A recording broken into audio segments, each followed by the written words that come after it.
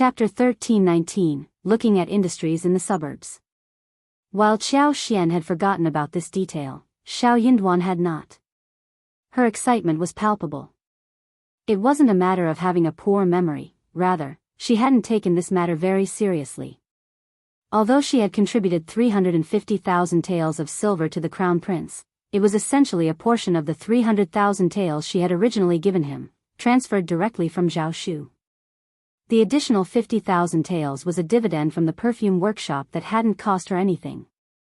In contrast, Zhao Shu's finances had seen a significant boost since the previous year. Xiao Xian hadn't attached much importance to the 350,000 taels of silver, as it didn't affect her significantly, so she hadn't considered this matter until now. Finally, it dawned on her. Of course, as a couple working for the crown prince, a trip to Jiangnan should be arranged without any fuss. Xiao Xian even contemplated whether the lack of retaliation from the fourth princess consort after their public confrontation was orchestrated by the East Palace. After all, the fourth princess consort didn't strike her as a magnanimous person. Considering these factors, Xiao Xian concluded that earning money for the crown prince might not be such a bad idea after all. Since she had the opportunity to travel to the south before the new year, the exact timing didn't matter to her anymore. With Songsha already overseeing the 1,200 mues of land in Cloudwater Town, Xiao Xian and Xiao Yunduan decided to visit the town together, as Xiao Yunduan would be occupied in the next 2 to 3 days. Upon arriving at the Xiao family's farm in Cloudwater Town, they were greeted by a spacious and well-lit main courtyard.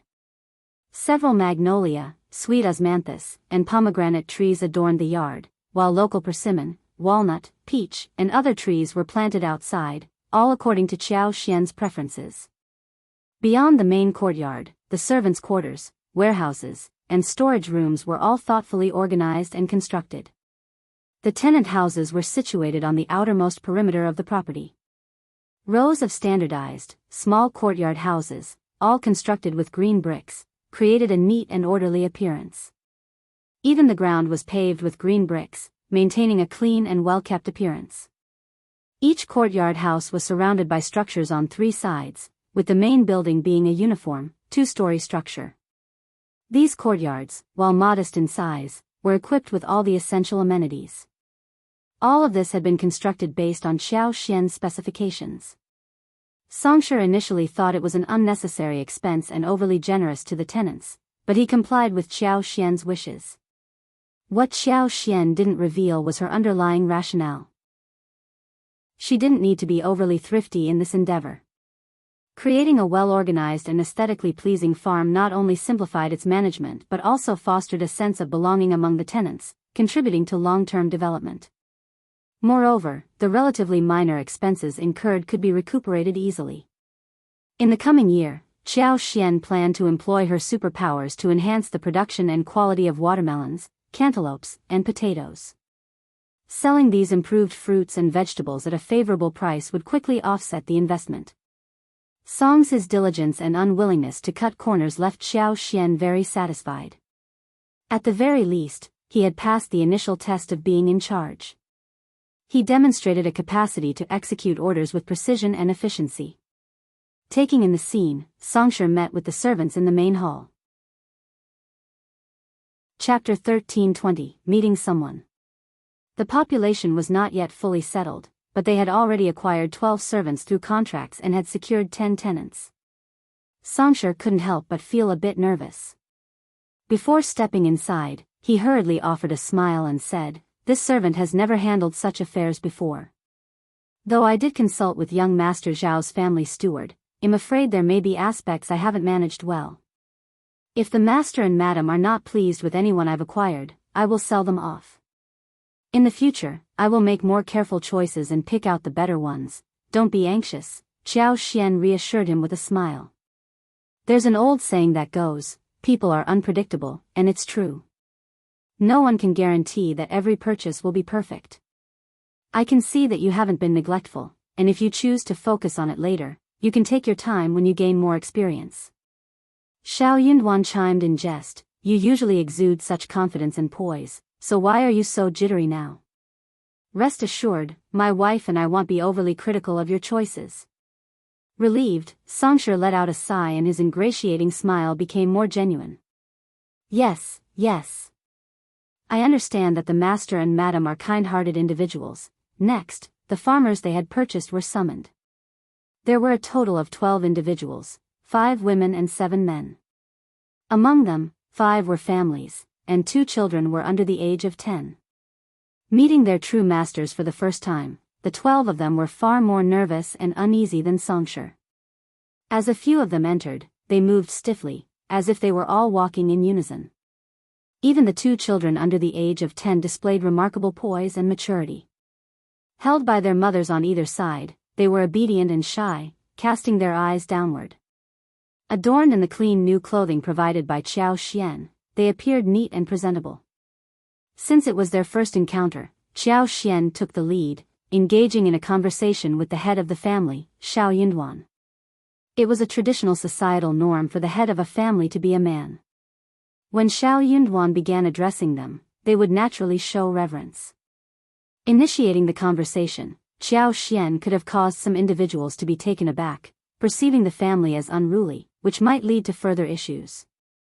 Xianxia was a man of few words, and as he looked at each of them, he had a favorable impression, indicating that Xianxia had made careful selections. He posed a few straightforward questions, offered some advice, and then Xianxia reassured them with a warm smile, distributed their rewards, and concluded the meeting. Everyone breathed a sigh of relief and gratefully received their rewards before departing respectfully. Given that they could purchase numerous plots of land, it was evident that the family was affluent. Upon their arrival, they were given exceptional treatment, with ample meals, new clothing, comfortable accommodations, regular meat and fish in their diets, and even a monthly salary, all of which exceeded the expectations of ordinary families. Manager Xianxia had mentioned that if the master was unsatisfied, they would not be allowed to stay. However, when they paid their respects to the master, not everyone was anxious. They had successfully cleared this stage, and their relief was palpable. Xianxia and Xianxia exchanged knowing glances, sharing the same perspective. However, they recognized that the true situation would become clearer in time. Xianxia only mentioned that the current 12 individuals were insufficient, they needed to acquire 7 or 8 more. They had to make these arrangements carefully and avoid any missteps. Especially in the upcoming year, as they cultivated potatoes, watermelons, and cantaloupes, they would need to be vigilant in overseeing and protecting the crops. Chapter 13:21, Staying for the time being. They decided to purchase a few more intelligent dogs to rear in the future, which would prove beneficial for their patrols. Considering the vast expanse of land, constructing a tall wall using green bricks was an unfeasible endeavor. At most, they could enclose certain areas, and some spots were simply challenging to fence off. When it came to planting potatoes, there was little cause for concern. If someone was unfamiliar with them or lacked knowledge, they were less likely to become targets. However, fruits like watermelons and cantaloupes were highly sought after and therefore prone to theft. Unless every family in the village planted them, these fruits would be pilfered no matter where they were grown. If villagers occasionally plucked 1 or 2 to satisfy their cravings, it was tolerable. However, vigilance and patrolling were essential, as failure to do so would result in more than just a few missing fruits. Furthermore, they needed to ensure they had a variety of farming tools on hand, including plows, cattle, iron plows, and iron rakes. Xianxia mentioned that he had already signed 10 contracts with tenants, but it seemed insufficient. Before the new year arrived, he planned to visit reliable individuals and secure an additional 5 contracts with strong laborers, which should be adequate. Xianxia nodded, carefully recording the details one by one, before allowing the tenants to enter and meet with him. The tenants living in the small green brick courtyard were similar to the farmers, exhibiting timidity and nervousness. They were apprehensive that any disagreement with their boss could lead to their eviction. With no shortage of potential tenants, competition among them was fierce, and the landlord had the power to dismiss them unilaterally. Given the excellent living conditions provided by their generous landlord, there was little reason to seek accommodation elsewhere. Being tenants in another household would necessitate building their own houses. Xianxia and Xianxia greeted everyone as usual, offering a few brief words of advice on maintaining good behavior and fulfilling their duties. During their employment, individuals could retain their positions as long as they performed well. Those who did not meet the expected standards risked termination by year-end. Finding suitable replacements was not a concern. The constant threat of dismissal kept most employees from taking any impulsive actions. Xianxia believed that the terms offered to the tenants were quite enticing. As long as they possessed some level of competence and aspired to lead a respectable life, they were unlikely to jeopardize their employment. Leaving the fields fallow was not an option, and it provided an opportunity for cultivation. Additionally, it allowed Xianxia to gain experience. In the following year, they intended to cultivate potatoes, watermelons, and other crops. Familiarity with these crops would reduce their management worries. After all, Xianxia planned to return to Shaoding village and head south in the spring. Enhancing her superpower was vital for the growth of the mulberry garden and flower fields. It was an investment.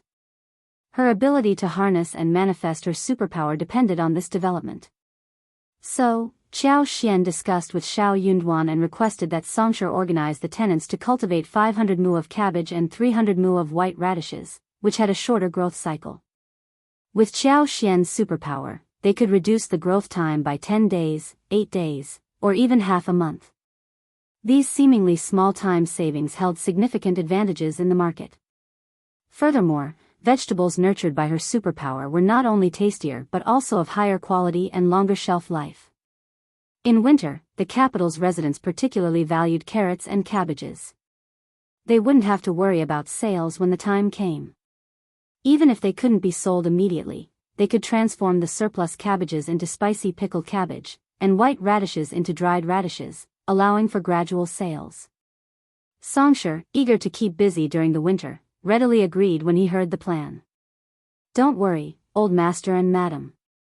I will make all the necessary arrangements diligently. I will oversee daily operations, handle vegetable cultivation, hire and manage labor, acquire farming equipment, tend to the cattle, erect fences, plow the fields, and everything else. Nothing will be left unattended. If you find any errors, ads pop up, ads redirect, broken links, non-standard content, etc., please let us know it report so we can fix it as soon as possible." Chapter 13:22, Half a Day in the Mountain. Xianxia spoke with a warm smile. "We have a lot to discuss, but if you're too busy, just let me know, and I'll have Qingyan assist you with any errands. We have plenty of time, so there's no need to rush." Xianxia, ready to carry out his responsibilities, couldn't allow Qingyan to step in. He couldn't even consider it. "I can handle it myself, madam. Please don't worry." Xianxia nodded, still smiling, and didn't press the matter further. In the upcoming year, Xianxia planned to plant a variety of fruit trees, including pomegranates, persimmons, grapes, apples, peaches, loquats, walnuts, dates, pears, hawthorns, and more. If she weren't concerned about drawing too much attention, she would have included dragon eyes, lychees, mangoes, and grapefruits. Nevertheless, even if she couldn't plant them all, she had them in her interspace. She also intended to raise chickens, ducks, geese, and possibly a few more goats if conditions allowed. This would provide a steady supply of eggs, meat, and even goat's milk. With poultry and livestock, they could be largely self-sufficient. Living in the capital wouldn't mean they lacked vegetables and meat. Since the main courtyard wasn't yet fully furnished, Xiaoxian and Xiao Yunduan prepared to depart. However, it was still early, and Xiaoxian wanted to take a hike in the nearby mountains. Autumn, especially in the advanced season, was the perfect time for mountain hikes. If we're lucky, we might stumble upon some mushrooms in the mountains. There tend to be more mushrooms in the northern forests during autumn, and they're usually plump. With her presence, good luck was almost guaranteed. Xiao Yunduan smiled and agreed, "Sounds like a plan. Let's enjoy lunch here before heading up the mountain. We can ask Lixia and Liqiu to prepare a bowl of noodles." It had already been half a day, and going up the mountain on an empty stomach was out of the question.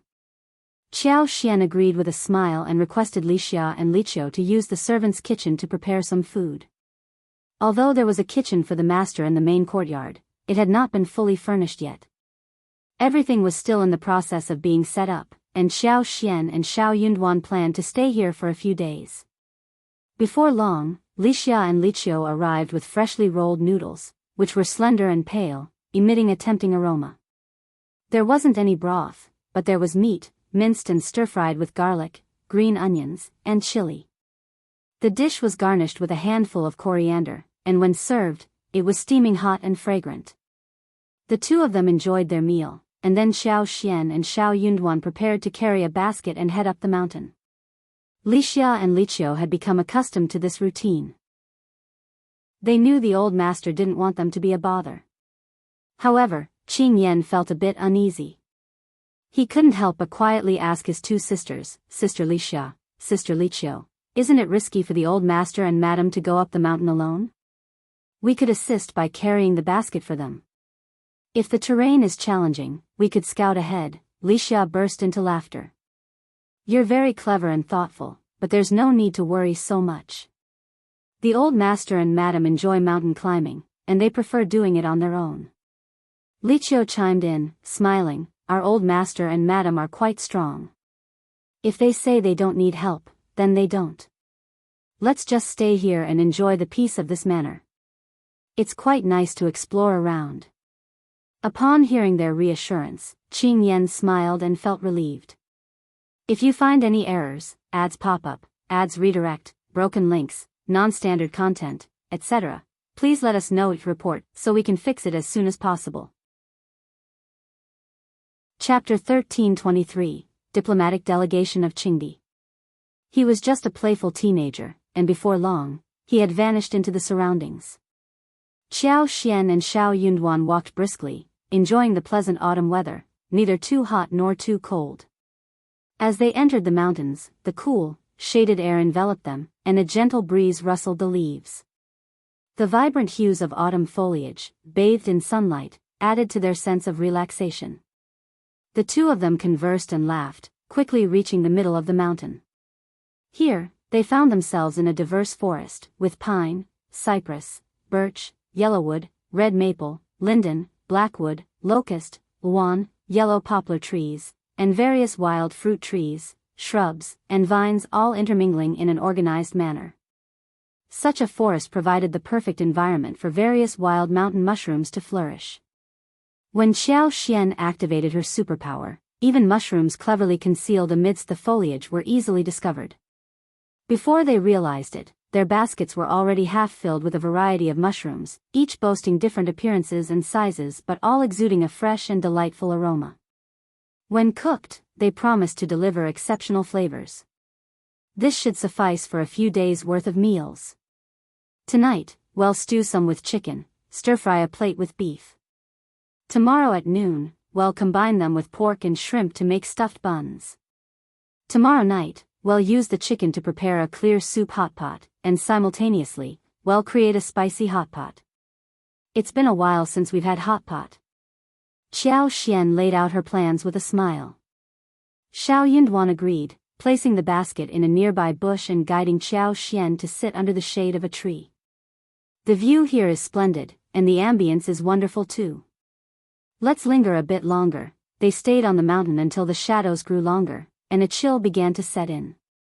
Eventually, they tidied up their belongings and basked in the warmth of the setting sun as they descended the mountain and returned to the city. That evening, they prepared a savory stew of old hen and fresh mushrooms. Its aroma wafted far and wide, and the soup was nothing short of exquisite. Xiao Xian couldn't help but think that owning a manor in a distant place away from the capital would be a fantastic idea. There, amidst numerous mountains and treasures, they could relish the joys of culinary exploration to their heart's content. In the following days, Xiao Yunduan found himself immersed in a whirlwind of activity.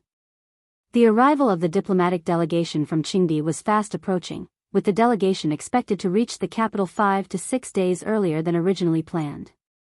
This abrupt change significantly compressed the already tight preparation schedule. Government officials and everyone involved in the matter found themselves tirelessly occupied, their tasks keeping them constantly on the move. While Qingdi was a vassal state in the northern region, it held considerable influence. What made it unique was its historically strong and amicable relationship with the Great Qin Empire. The emperor attached great importance to the upcoming diplomatic delegation from Qingdi, going so far as to express a desire to host them exceptionally well. This, despite his focus on alchemy and politics. The crown prince, the third prince, and others dared not disregard these instructions. Furthermore, the Qin dynasty was known for its prosperity and tranquility, and it prided itself on being a mighty nation. Any misstep in entertaining the Qingdi delegation could tarnish the reputation of the empire. They couldn't bear the thought of embarrassment, even if Qingdi didn't openly criticize them. The crown prince would undoubtedly bear the brunt of the blame in such a scenario, potentially facing impeachment once more. The fourth prince had been biding his time, refraining from making any overt moves. While the crown prince had enjoyed a comfortable life as a result, it was common knowledge that the fourth prince and honored princess Mei harbored no intentions of giving up. Meanwhile, the second and third princes kept a watchful eye on the unfolding political drama, poised to seize any opportunity for personal gain. They might have appeared to play their part dutifully, but they were ready to take advantage of the internal strife without hesitation or restraint. Chapter 1324, Busy Treating. When it came to hosting foreign diplomatic missions, it was only fitting for the crown prince to take charge, a duty that also reaffirmed his stable status as the crown prince. Declining this responsibility was not an option for the crown prince. Even if the emperor harbored dislike for him, he would have seized this opportunity. Given the circumstances, there was no ideal solution. The only course of action was to make every effort to excel in this role and remain vigilant against the third prince's schemes. Finally, on September 11th, Prince Nuo of Qingdi arrived in the capital with nearly 300 individuals in tow. The crown prince instructed the third prince to lead officials from the Ministry of Rites, Ministry of Revenue, Honglu Monastery, and the East Palace to go outside the city to welcome Prince Nuo and his entourage.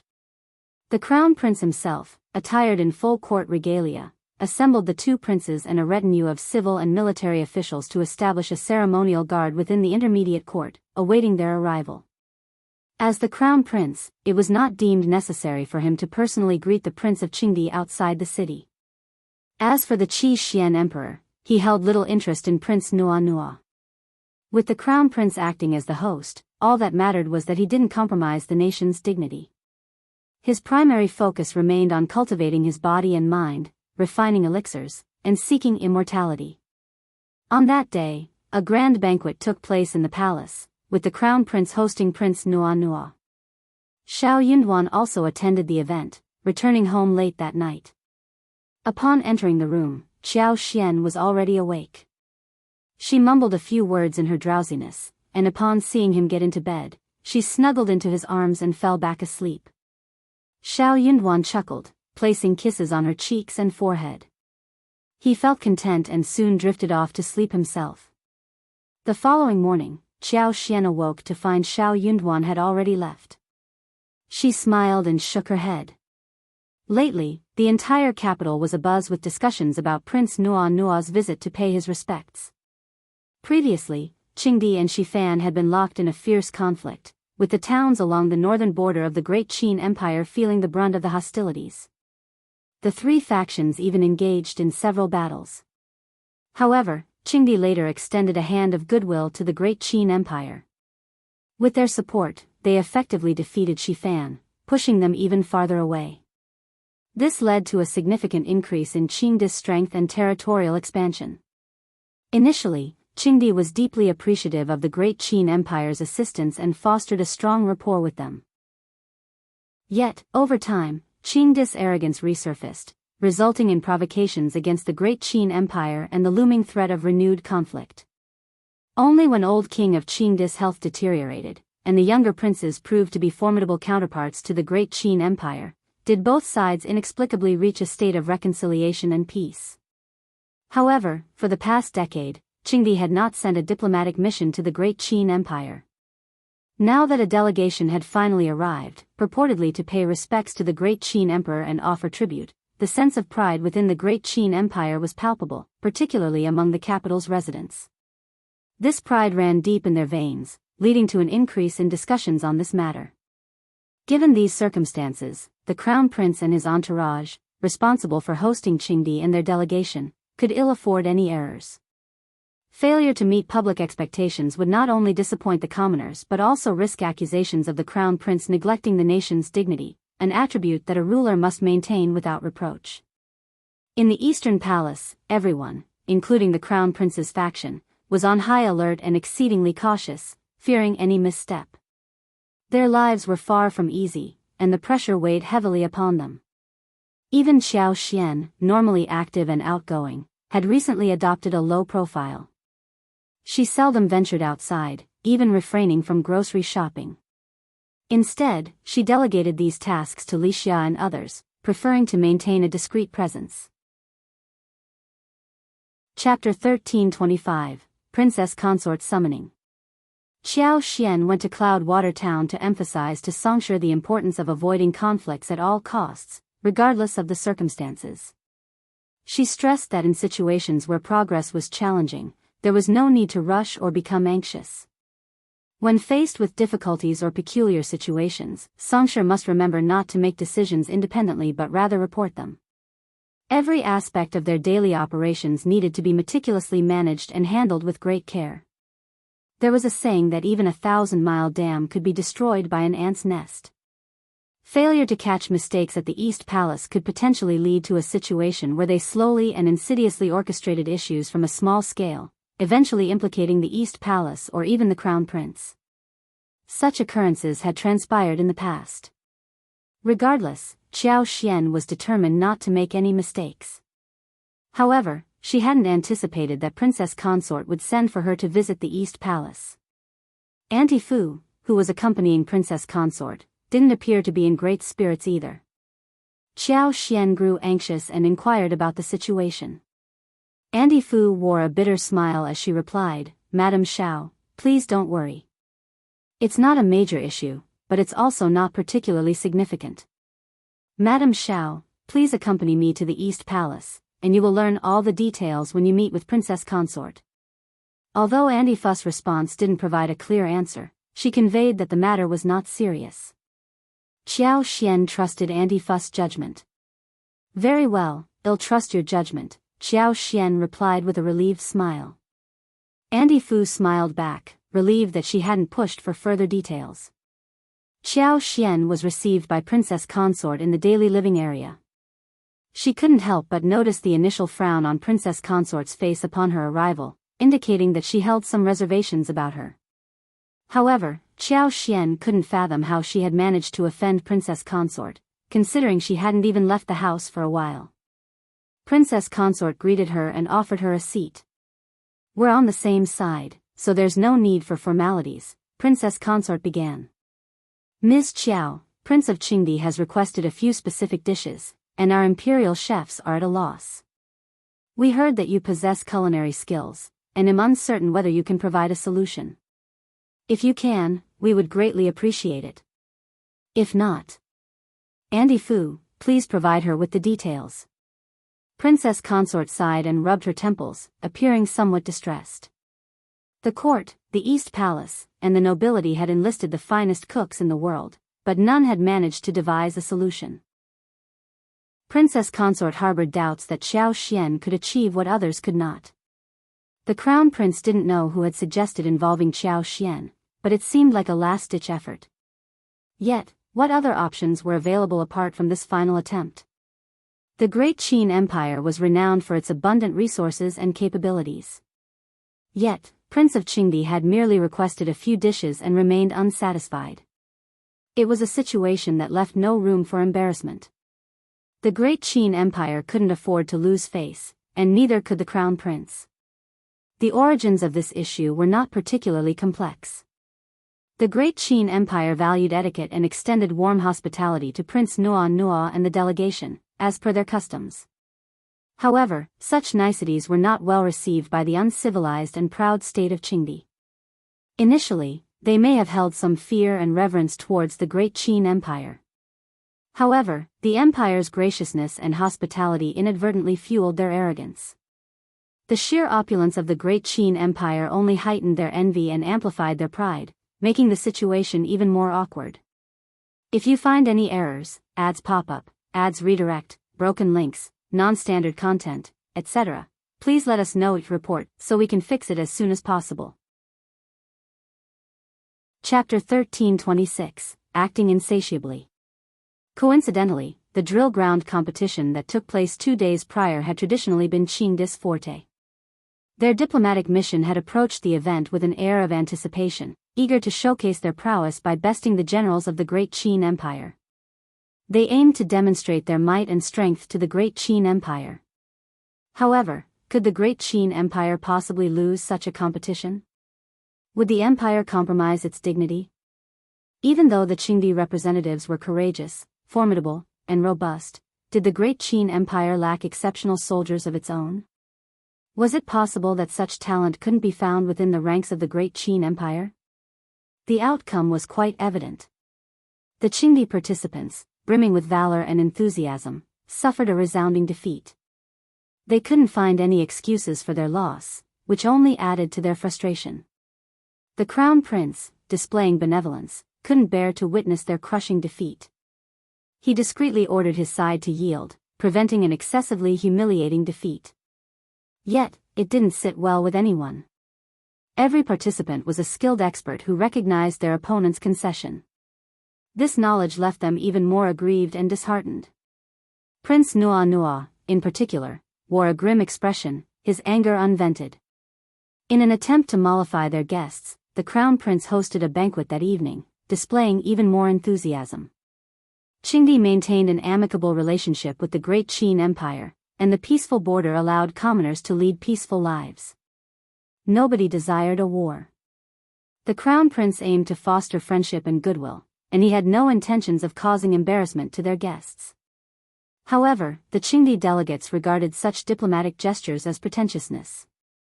They failed to recognize the dignity of a great nation and lacked magnanimity.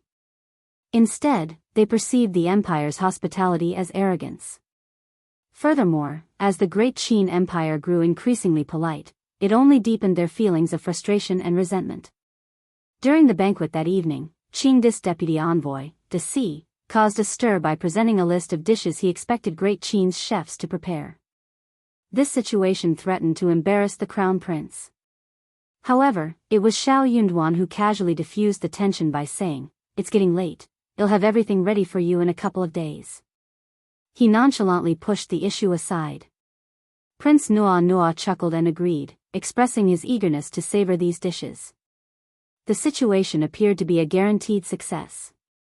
Following that, the Crown Prince instructed everyone to brainstorm their own ideas and consult the chefs in their respective residences who might be able to solve this culinary challenge. The reward mentioned by the Crown Prince was no ordinary reward. It amounted to at least 500 taels of silver and perhaps even 2 priceless antiques, a significant honor. Everyone coveted this honor. Yet, none could readily fulfill it. The Crown Prince and others didn't find this strange at all. It was clear that Vice Envoy De, Prince Nua, and the rest weren't seeking fresh and unique dishes. They were deliberately making things difficult. The deliberate nature of their challenge made it a formidable task to resolve. This situation was primarily the third prince's fault. He had hastily boasted about the abundance of delicacies in Great Qin and their capability to prepare any dish, only to be outmaneuvered by Vice Envoy De's single remark. The third prince subsequently distanced himself from the situation, feigning ignorance and disassociation. He passed the responsibility to the Crown Prince. Left with no other choice, the Crown Prince had to accept the challenge, transforming it into a difficult dilemma. The prince was discussing with his staff and confidants. One of them mentioned Xiao, saying that Madame Xiao was very smart and she was very good at cooking, and she might be able to solve the problem. He might as well ask Madame Xiao. If you find any errors, ads pop up, ads redirect, broken links, non-standard content, etc., please let us know each report so we can fix it as soon as possible. Chapter 1327, Unconcerned. Xiao Yunduan enjoyed high regard from the Crown Prince, and many of the Crown Prince's ministers and advisors held him in high esteem. Nevertheless, a few individuals harbored jealousy and sought to undermine him, actively seeking opportunities to cause trouble. What Xiao Yunduan was unaware of was that his words had struck a chord. Xiao Xian's reputation had flourished when she revived the only peony flowers in the palace and introduced strawberries to the capital, quickly becoming a favored fruit among the ladies and children. Such achievements were not easily attainable for ordinary women. More importantly, the crown prince had come to know that Xiao Xian was not only capable but also skilled at generating income. Xiao Yunduan had made it explicitly clear that all the wealth from the south had been earned by Xiao Xian. Hearing these words, the crown prince, sensing a glimmer of hope in a dire situation, agreed, saying, "Indeed, Madame Xiao should give it a try." Internally, Xiao Yunduan cursed those colleagues who harbored ill will toward him and seemed perpetually determined to create difficulties. However, the crown prince's response had been swift, leaving Xiao Yunduan with no opportunity to object. In an attempt to set the record straight, Xiao Yunduan stated, "Miss Xiao is fortunate to receive such high regard from the crown prince, but she is not particularly knowledgeable. Her expertise lies in gardening and farming, and in cooking, she is only slightly more skilled than the average person. While she enjoys cooking, she does not possess the culinary prowess of the imperial chefs or other professional cooks. Crown Prince, please pardon her if her efforts fall short." Xiao Yunduan felt compelled to articulate these concerns. The Crown Prince responded with a smile, saying, "Certainly, we are merely exploring possibilities. We acknowledge our lack of expertise in the culinary arts, so Madame Xiao may bring a fresh perspective to the table." Xiao Yunduan continued with modesty, attempting to shield Xiao Xian from any further involvement. If possible, he preferred that Xiao Xian not become entangled in these matters. Since Xiao Xian was a woman, it was not appropriate for the Crown Prince to directly involve her.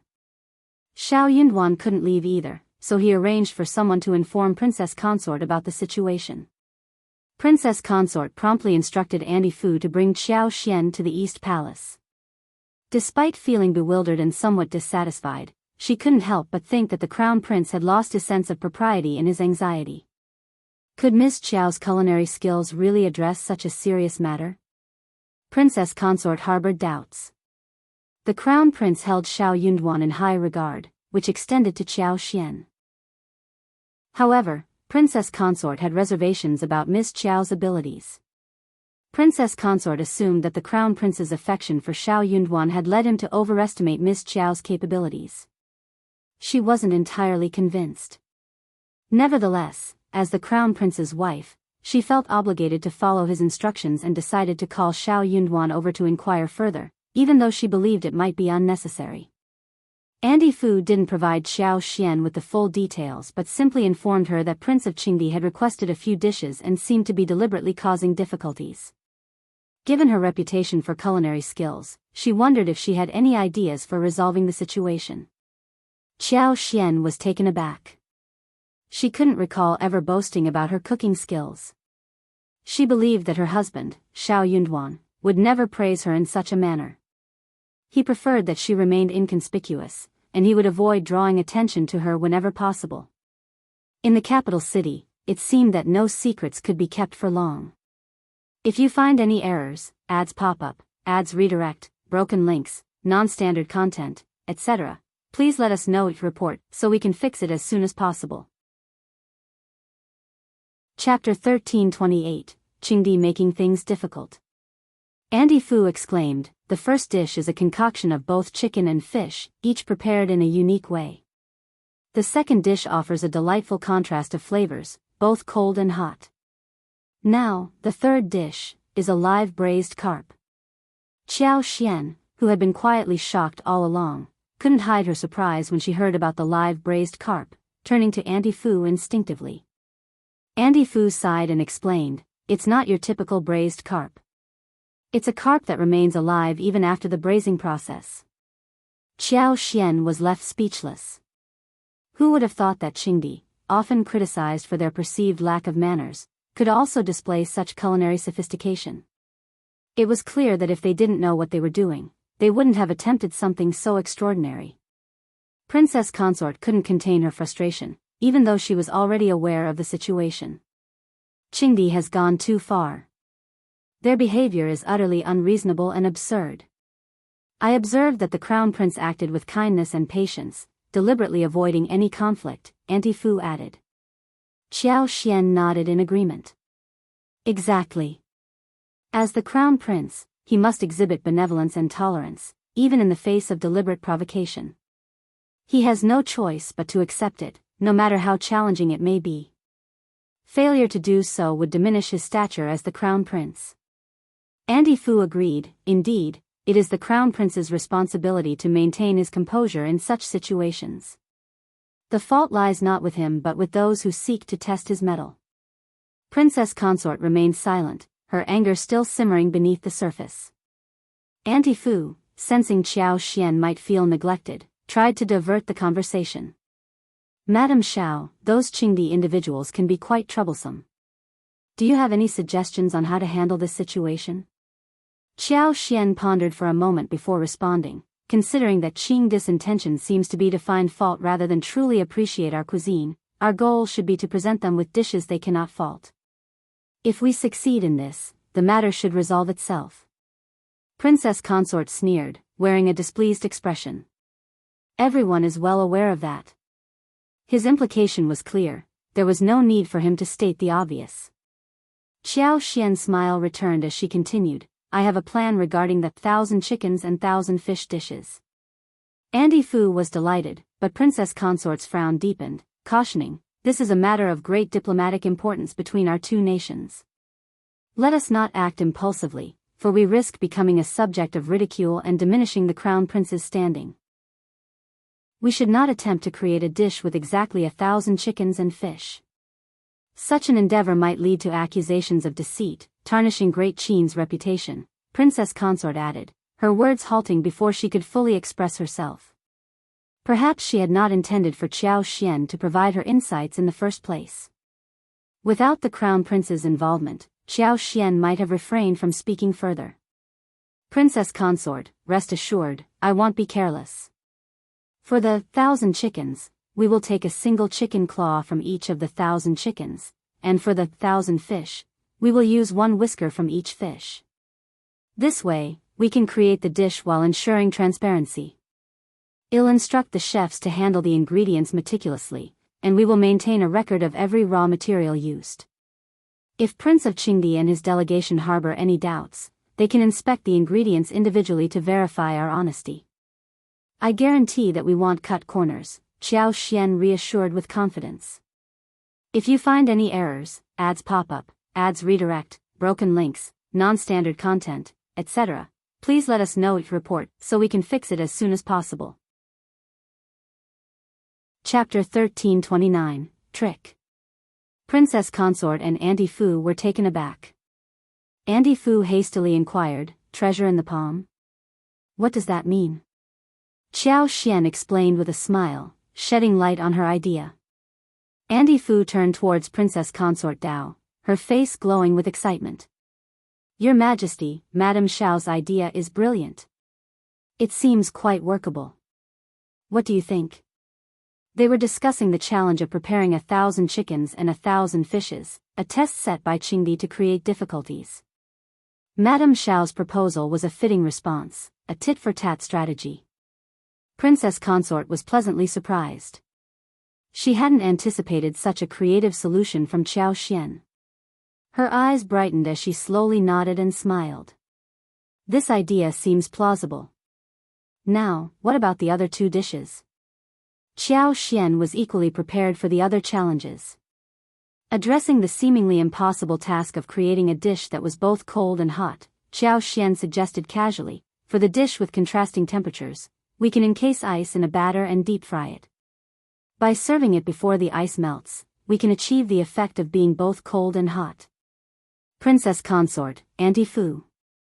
Princess Consort's expression remained puzzled, and Auntie Fu struggled to hold back her laughter. Madame Xiao, what an ingenious idea. Truly remarkable. Princess Consort, though she found herself admiring this unconventional solution, couldn't help but voice a concern. But can deep-fried ice cubes truly be considered a dish? Other challenges proved relatively straightforward. While the idea of deep-frying ice was initially incredulous, the skilled chefs, with well-mixed batter and quick execution, could overcome this obstacle. Ice was readily available year-round for the royal family, making it easily obtainable. Before Xianxia could elaborate, Auntie Fu voiced her discontent. Your Highness, you are as benevolent and considerate as the Crown Prince, but Qingdi has crossed a line. Why should we engage in a fruitless argument with them?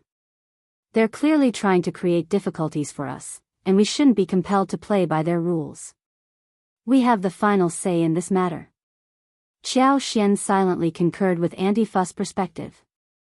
Princess Consort seemed to have been bound by excessive decorum for too long. After pondering for a moment and realizing her limited options, Princess Consort reluctantly nodded and sighed. Very well, you're right.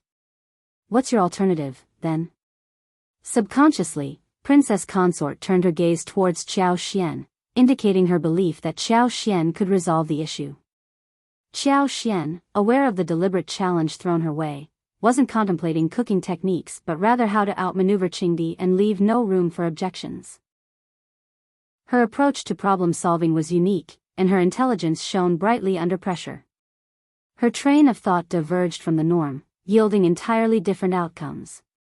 Moreover, she possessed a rudimentary knowledge of cooking, which, coupled with her keen wit, allowed her to devise a creative solution.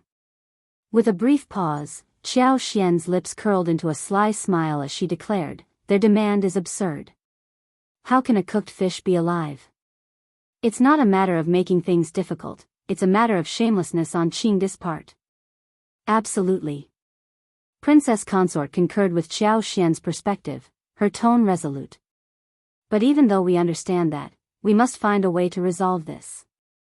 The reputation of our empire is at stake, and the Crown Prince cannot afford to be seen as ineffectual. As the Crown Prince, he was expected to navigate and surmount any challenges that arose. There was no room for compromise. After a moment of contemplation, Xianxia's eyes lit up with determination as she said, if Qingdi is resorting to such shameless tactics, we cannot simply acquiesce. I do have a plan. If you find any errors, ads pop up, ads redirect, broken links, non-standard content, etc., please let us know each report so we can fix it as soon as possible. Chapter 1330, Barely an Idea. Isn't it just a live braised carp? Instruct the Imperial Kitchen to prepare a braised carp and 2 to 3 live loaches. Before presenting the dish, carefully place the live loaches inside the stomach of the braised carp.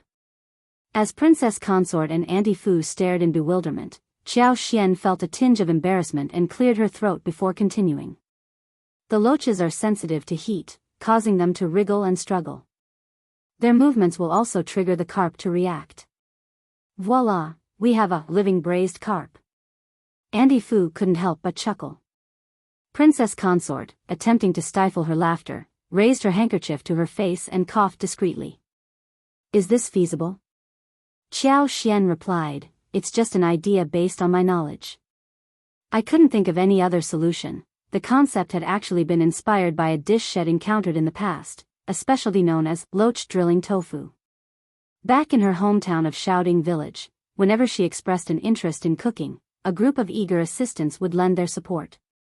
She had attempted the loach drilling tofu dish once before using plump, lively loaches, but the endeavor had failed. The loaches hadn't managed to burrow into the tofu as expected. Although the resulting pot of loach tofu soup had been delicious and deeply flavored, it had not fulfilled the desired criteria for a successful loach tofu dish. Contemplating the braised carp challenge had unexpectedly brought this memory to mind. Auntie Fu chimed in with a reassuring smile, Princess Consort, fret not. I share Madame Xiao's sentiment. Those individuals from Qingdi are behaving completely unreasonably. Why should we not turn the tables and make things right? Princess Consort found herself without a rebuttal. Her dilemma lay in her lack of alternative ideas. Moreover, this matter could not afford any further delay. The banquet was scheduled for the following night. If the dishes weren't presented, how could Great Qin avoid becoming a laughingstock in the eyes of Qingdi? How would the Crown Prince, the 4th Prince, and the 2nd Prince, those responsible for receiving Prince of Qingdi and his delegation, respond to the situation? As these concerns swirled in Princess Consort's mind, she grew increasingly anxious and irritated. She eventually conceded, well, I'm not certain if this method will work. I'll have someone report it to the Crown Prince later, and he can make the final decision. She turned her gaze towards Xiao Xian, offering a gracious smile.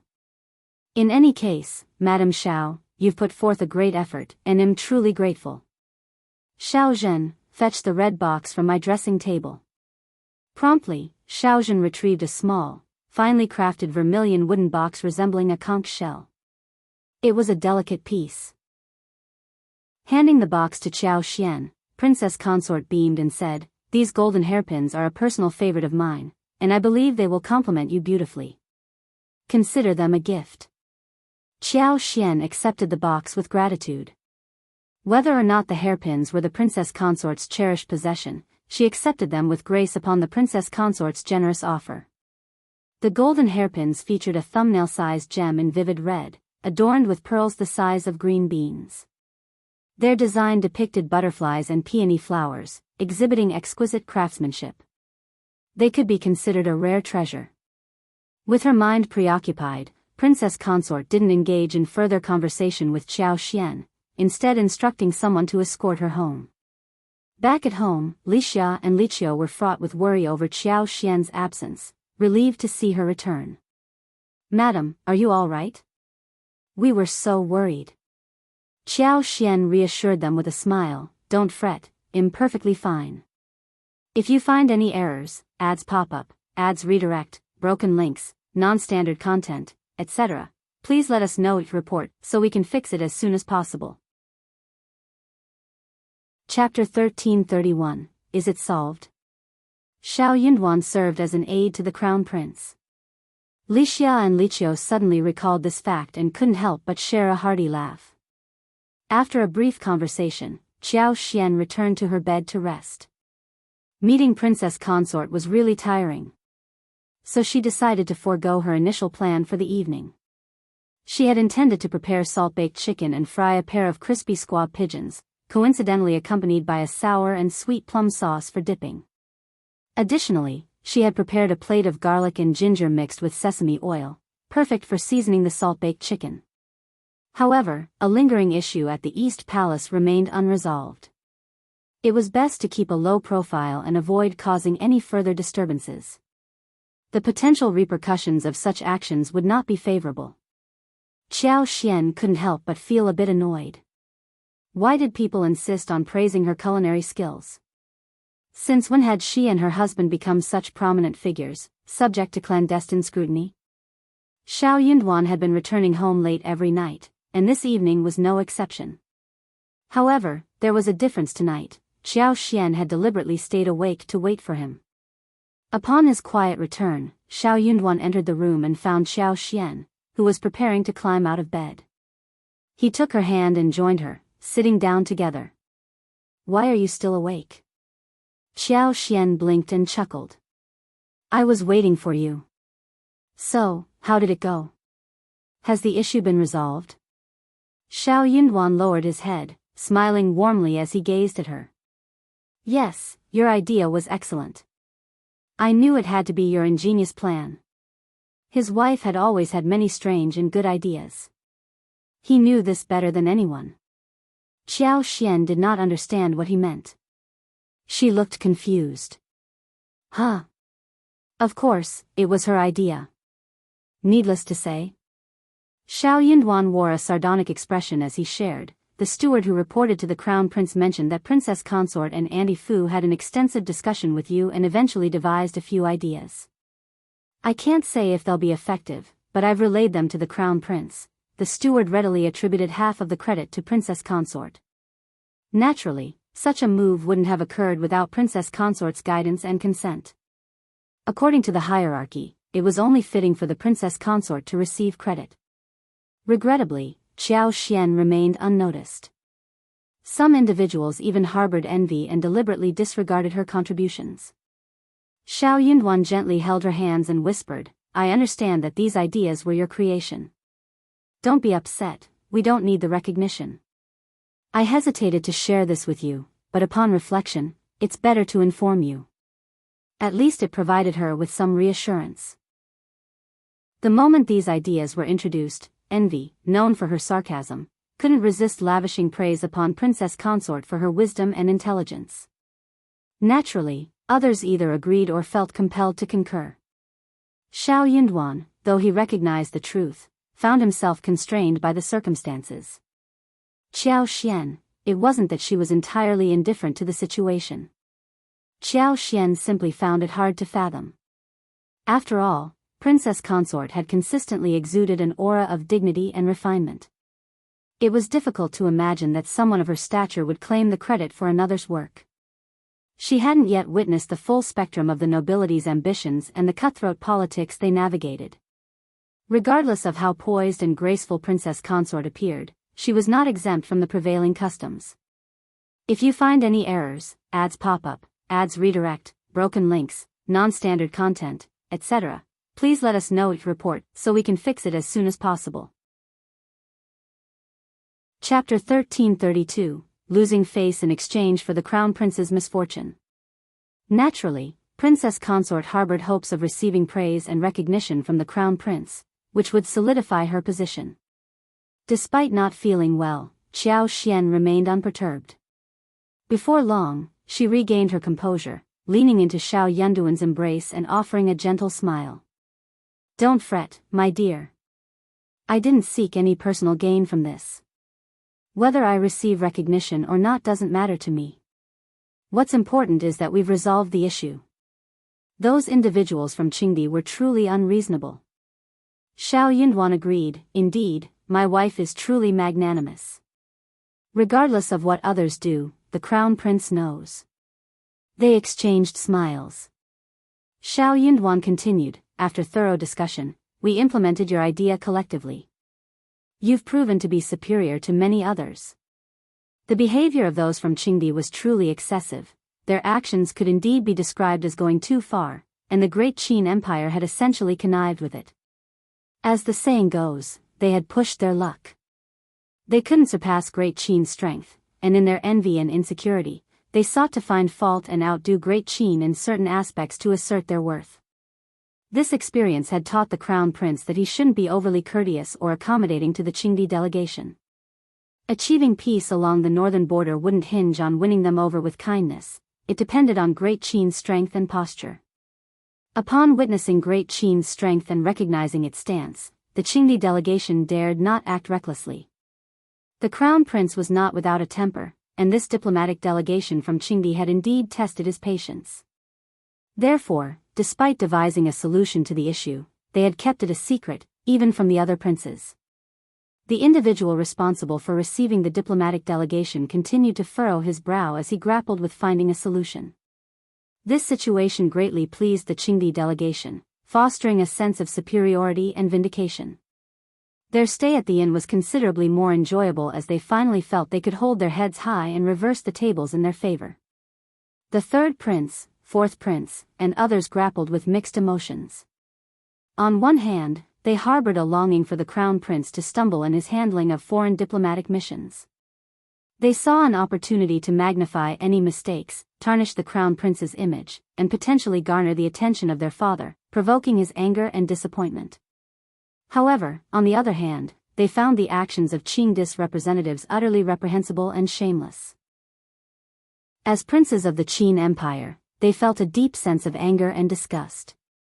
They wished for these Qingdi individuals to be taught a lesson. During a conversation between the fourth prince and honored Princess Mei, they discussed the matter at hand. As the fourth prince expressed his concerns and hesitations, honored Princess Mei couldn't help but sneer. "My son, you still haven't grasped the essentials of the situation. If the fate of this empire falls into the Crown Prince's hands, where do you think we will stand in the future? In my opinion, it's better for the Crown Prince to face adversity. What does it matter if Qingdi gains an upper hand in this situation? Such cunning ploys hold little significance. The crucial aspect is that if they win, the Crown Prince will suffer. If the Crown Prince suffers, our opportunity will come." The fourth prince's eyes lit up, and he responded with a smile, "Mother, your insights are truly profound. I'm the one who has been naive." Indeed, considering Great Qin's formidable strength, losing face seemed inconsequential. Trading that slight loss of face for the Crown Prince's misfortune was a remarkably favorable deal. If you find any errors, ads pop up, ads redirect, broken links, non-standard content, etc., please let us know it report so we can fix it as soon as possible. Chapter 1333, Watch the Face Slap Tonight. The fourth prince couldn't hide his delight as he gloated. Qingdi's people are clearly provoking trouble deliberately. Their demands are entirely irrational and baseless. But third brother, that fool, is too arrogant, pressuring the crown prince to concede. Right now, the Eastern Palace is in utter disarray. I doubt they can come up with a solution. Honored Princess May responded with a disdainful smile, mirroring the fourth prince's sense of satisfaction. Isn't this just perfect? I dissuaded you from taking on this role back then. Do you see now? Such matters are highly prone to mishaps. Even the slightest error, no matter how minor, can tarnish the nation's reputation and the ruler's prestige. It provides others with ample ammunition to criticize you. If you perform well, it's merely your duty, nothing good comes of it. The fourth prince was wholeheartedly convinced. A similar conversation took place in the Empress Qinning Palace. While the situation had stemmed from a slip of the third prince's tongue, it hardly mattered. Currently, the third prince maintained complete silence, behaving as if nothing had transpired, and shifted the blame onto the crown prince. In the blink of an eye, the night had arrived when the crown prince was to prepare the requested dishes for entertaining Qingdi's diplomatic delegation, as outlined by Vice Envoy to Xianxia.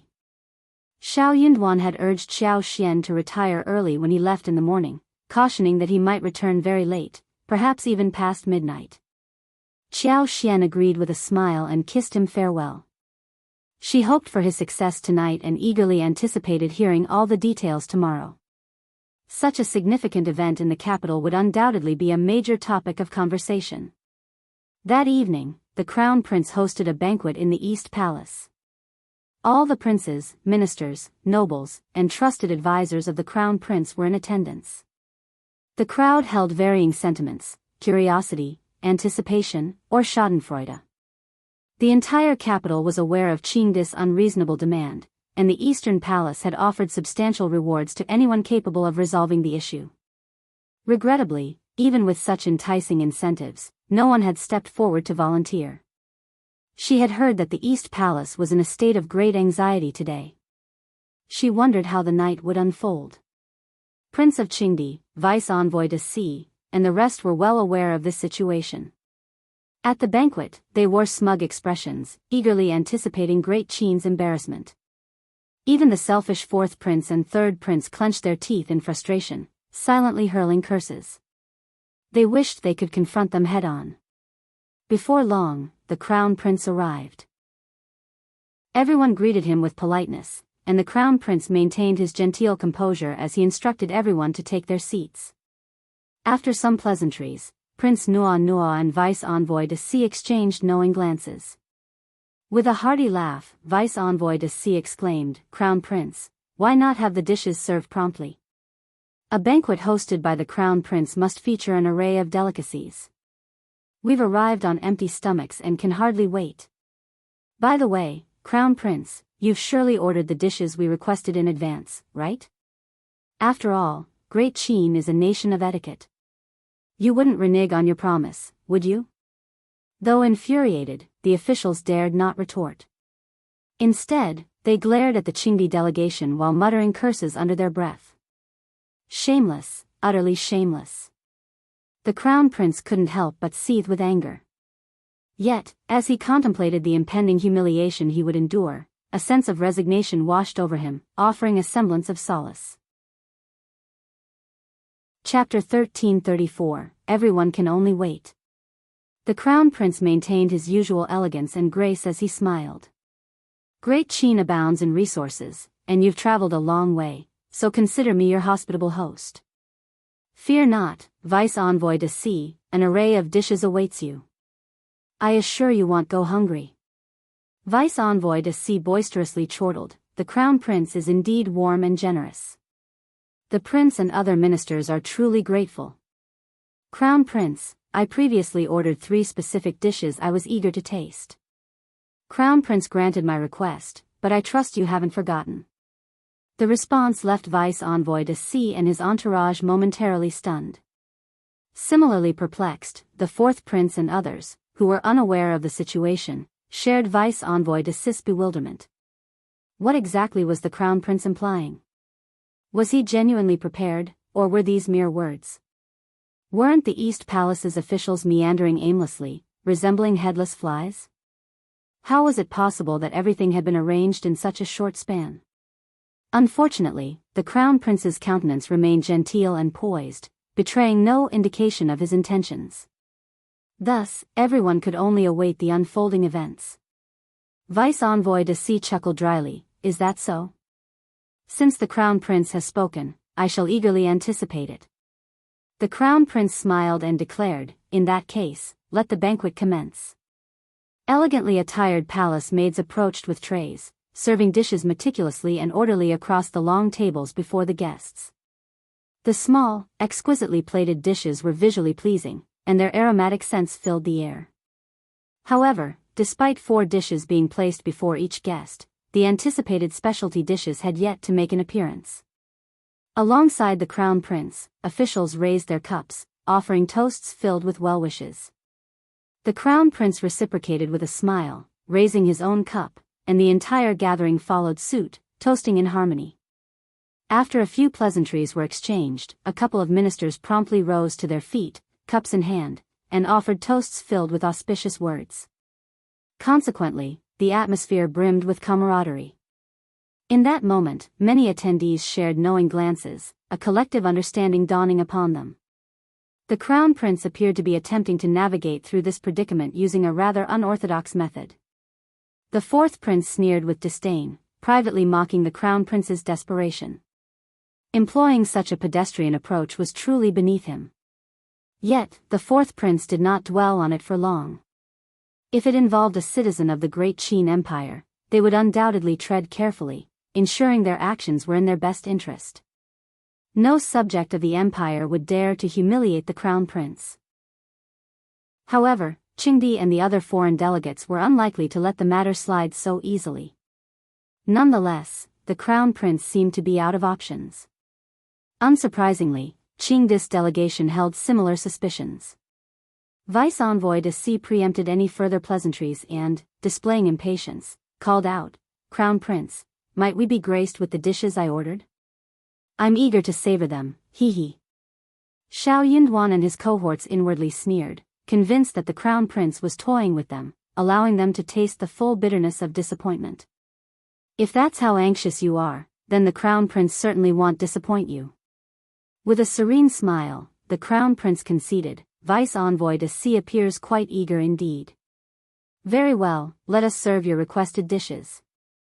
As he concluded his words, a courtly eunuch, hands steady, presented a tray bearing a dish before Prince Nua.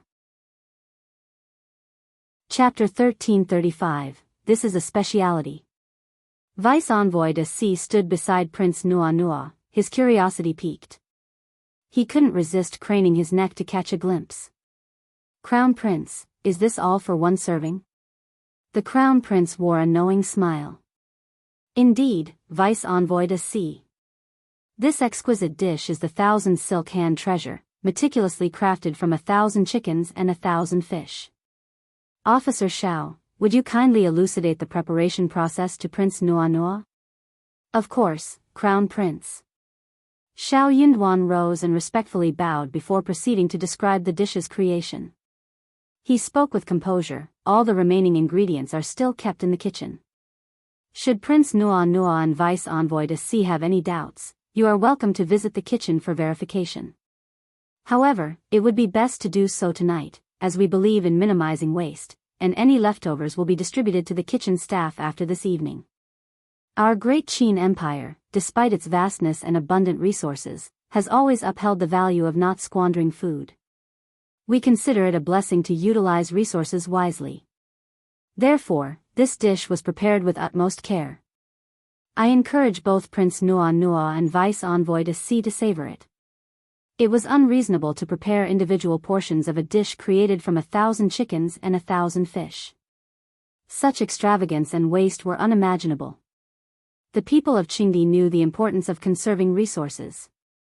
They understood that in times of hardship, when seaweed yields were low or harsh winters claimed the lives of countless livestock, their lives could become exceptionally challenging.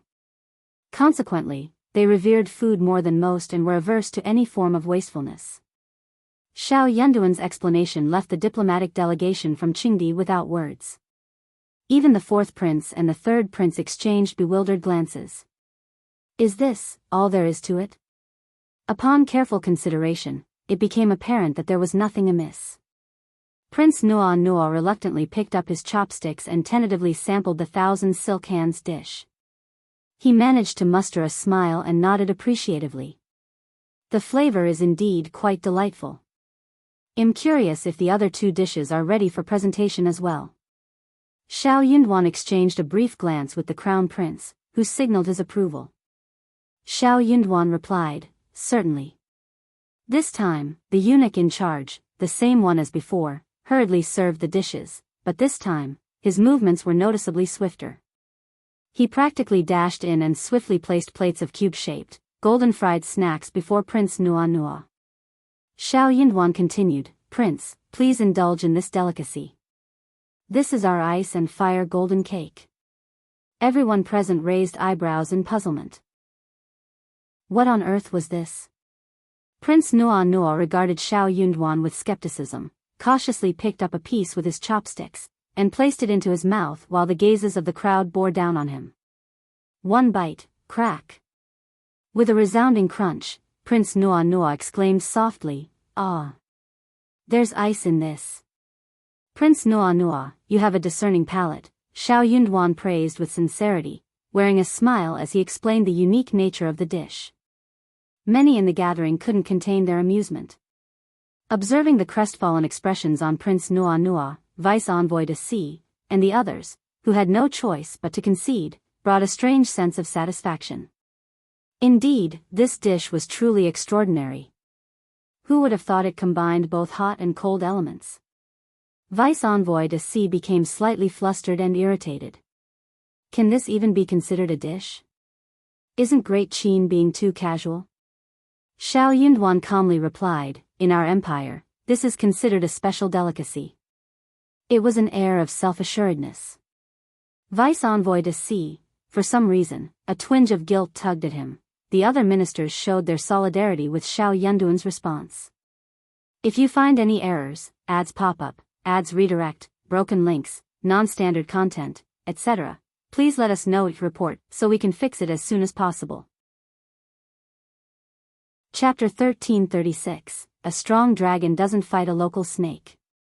Lord Xiao is absolutely correct, this is a specialty of Great Qin. Indeed, Great Qin boasts an array of remarkable dishes. Ah, you folks simply lack the culinary enlightenment to appreciate it. Of course. The officials remained gracious and extended warm hospitality to the Qingdi diplomatic delegation, fearing any displeasure or discomfort on their part. However, they were taken aback by the excessive politeness displayed by Qingdi and the barbarians, which went beyond their expectations. In response, they couldn't help but react with mockery and jest. Fueled by their frustration, they vented their displeasure freely. The Qingdi diplomatic delegation, hearing these comments, found themselves torn between anger and frustration. This treatment was a world apart from what they had encountered earlier. The contrast was palpable, and the feelings of disparity were evident. But what could they do? A mighty dragon had no reason to contend with a local serpent. To Great Qin, they were neither mighty dragons nor local despots, they were merely barbarians who dared to open a dye shop. Their own amusement was all that mattered to Great Qin. Xiao Yunduan maintained his genial smile. Prince Nuo, Vice Envoy de Xi, shall we present the third dish now? All eyes turned expectantly to Xiao Yunduan, brimming with anticipation and excitement. By this point, it was clear to everyone present, the Eastern Palace had come prepared. He had devised a solution in his mind, but he chose to keep it to himself for now. Yet, this situation had its merits. It would serve as a grand surprise for Qingdi and the other detractors, allowing them to experience the sensation of falling from arrogance. Who were they to be so ungracious? Nonetheless, this wasn't the usual demeanor of the crown prince. Something must have truly incensed him this time. Nevertheless, the crown prince's conduct only garnered more respect from everyone present. As the heir to the throne, he needed to be magnanimous and courteous, refraining from losing his temper, especially in the face of those who behaved rudely and unreasonably. The fourth prince, the third prince, and the second prince were utterly bewildered. What had come over the crown prince? What had led him to alter his approach? They had been anticipating him making a fool of himself, only to find that the outcome defied their expectations. The three princes clenched their teeth in secret frustration. The crown prince had become cunning as well. He had covertly made preparations without revealing anything when they inquired out of concern. It was too much, far too much. The Qingdi diplomatic delegation, meanwhile, experienced disappointment twice over. They were well aware that a live braised carp was no match for the other dish. They no longer wished to witness this ordeal. Yet, curiosity nagged at them. They genuinely wanted to see how this predicament would be resolved. Despite their efforts to make things difficult, they lacked the knowledge of how to untangle the knot they had created. Having endured 2 setbacks, they were unfazed by the prospect of another. Prince Nuo let out a light snort and stiffly remarked, "Well, what are you waiting for?" Xiao Yunduan nodded. "Of course." With a meaningful glance to the eunuch who had been observing the proceedings outside, Xiao Yunduan signaled him to proceed. Everyone craned their necks, eagerly awaiting the unfolding spectacle. Before long, a braised carp was placed before Prince Nuo. The sight left everyone utterly speechless. If you find any errors, ads pop up, ads redirect, broken links, non-standard content, etc., please let us know it report so we can fix it as soon as possible. Chapter 1337, Really Moving. They blinked, rubbed their eyes, and took a second look. No, their eyes weren't playing tricks on them, were they? It was undeniably a regular braised carp. Identical to what they would typically have. Prince Nuo seemed to share the same sentiment. His face brightened, and his eyes sparkled as he gestured towards the braised carp, ready to voice his sneer. "Lord Xiao, you didn't serve us the live braised carp we requested, did you?" "We were expecting." His eyes widened abruptly, and he froze. The carp was moving. Not once, but twice more, in a clear and unmistakable manner. Everyone present witnessed it, and a collective gasp of astonishment swept through the room. It moved, it actually moved. "I saw it. Is this some kind of illusion?" It's genuinely alive, a living braised carp. How can this be?" Prince Nuo's expression underwent a rapid transformation, and he nearly leaped in alarm. Supernatural, it had to be supernatural. He shot a surprised and accusatory glare at Xiao Yunduan. How on earth did you manage this?" Xiao Yunduan maintained his serene smile. "Our chefs have their own secrets. If you're interested, you can discuss it with them tomorrow." A suppressed snicker circulated through the banquet hall. Prince Nuo huffed and shot a chilly stare at Xiao Yunduan. For some inexplicable reason, he felt a tinge of frustration. He was a prince, so why was he engaging in a conversation with a mere chef? What a ludicrous situation. Young Lord Xiao appeared to be intentionally mocking him, as if underestimating his intelligence. In his eyes, Great Qin scholars were the most loathsome. They exploited their erudition, harboring hidden agendas and taking every opportunity to belittle others without the slightest hesitation. Although arguing was futile, he was seething with discontent. Xiao Yunduan prodded, "Aren't you going to give it a try?" Prince Nuo's countenance darkened further. Sample the dish? How could he dare to do that? It seemed highly peculiar no matter how he looked at it. Who knew what the people of Great Qin might have done? What if something went awry after he tasted it? He wasn't willing to take such a risk with his own life. No need. Prince Nuo signaled to the young eunuch overseeing the banquet. "Remove this dish." The young eunuch lowered his head, ready to have the dish taken away. However, Vice Envoy de C halted him and offered a friendly smile. This is intriguing, Prince. I'd like to give it a try and broaden my culinary horizons. Prince Nua glanced at him and nodded with a smile. Very well, go ahead. With Vice Envoy de Si partaking, Great Qin wouldn't dare to employ any trickery. If anything untoward happened to de Si, he wouldn't let it slide. The young eunuch swiftly brought the dish to Vice Envoy de Si's table. Vice Envoy de Si made a concerted effort to remain composed. He delicately selected a piece of fish with his chopsticks and placed it into his mouth. As he chewed, a look of astonishment crossed his face. The fish was remarkably delectable and impeccably cooked, unmistakably not raw. This was truly perplexing. In that very moment, that animated braised carp leaped once again, causing Vice Envoy de Si to startle so abruptly that he nearly choked on the fish in his mouth. However, a swift revelation dawned upon him, and he exclaimed with both surprise and delight, I see now. You've placed a live loach inside the fish's belly. I was puzzled as to why the fish could move despite being thoroughly cooked. That's the trick. Vice Envoy de Si seemed to have unearthed a vulnerability in the Great Qin Empire's presentation. He smirked confidently and continued, I was talking about a live braised carp. Is this considered deceitful? Your Great Qin Empire has certainly displayed cunning tactics. Teasing us in this manner. I'm curious to hear how the Crown Prince plans to elucidate this. Prince Nua also shared in the revelation. Ah, I see now. Chapter 1338, You were clearly unreasonable first.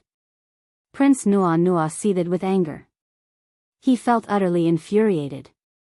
To think that his anxiety had been driven by a mere few loaches. If word of this got back to Qingdi, had become the subject of ridicule.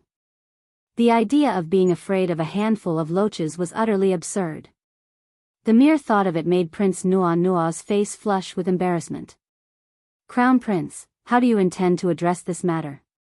The Crown Prince, ever polite and dignified, held a high station.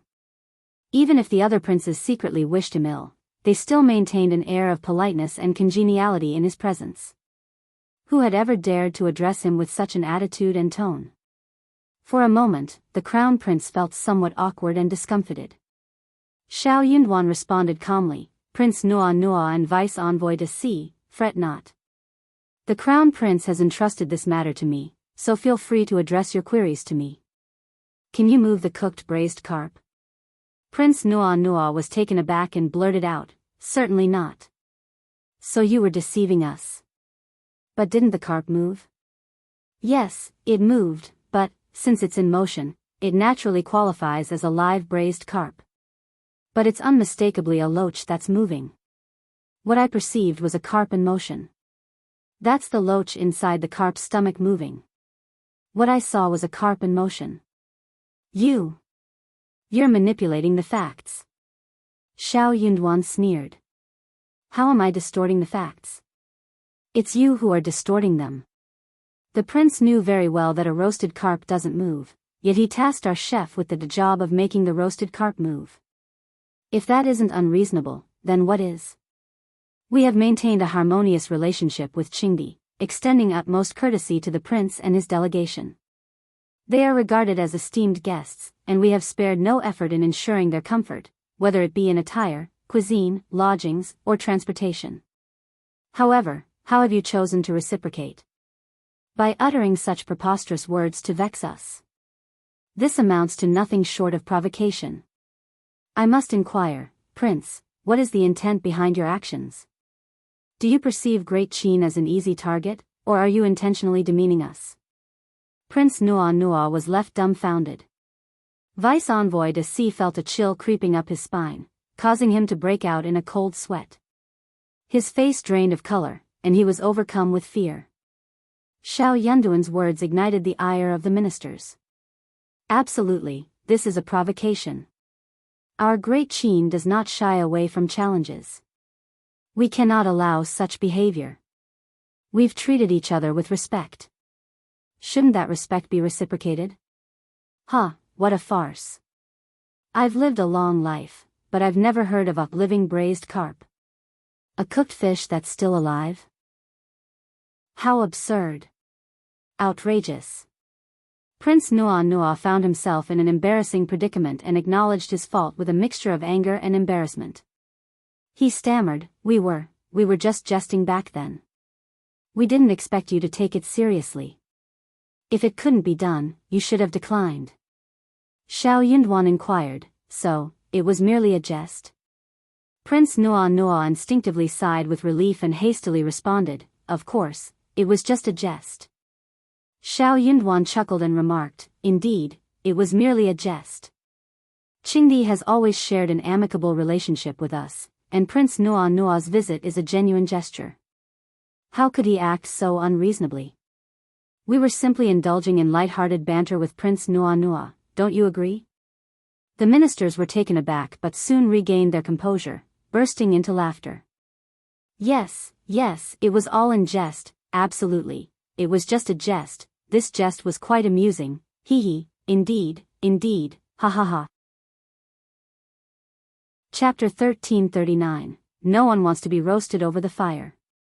Prince Nuo, Vice Envoy to Xi, even though the conflict had been resolved, he found himself strangely perturbed. The Crown Prince cast an admiring glance at Xiao Yunduan and exchanged a few polite words with a smile. Prince Nuo, no longer inclined to be obstinate, concurred with the Crown Prince and adopted a more respectful demeanor. He had come to realize that the great Qin Empire genuinely sought amicable relations with Qingdi, which was why they had extended such warm hospitality. However, the great Qin Empire was by no means cowed by Qingdi or himself. Should he truly provoke them, he wouldn't fare well either.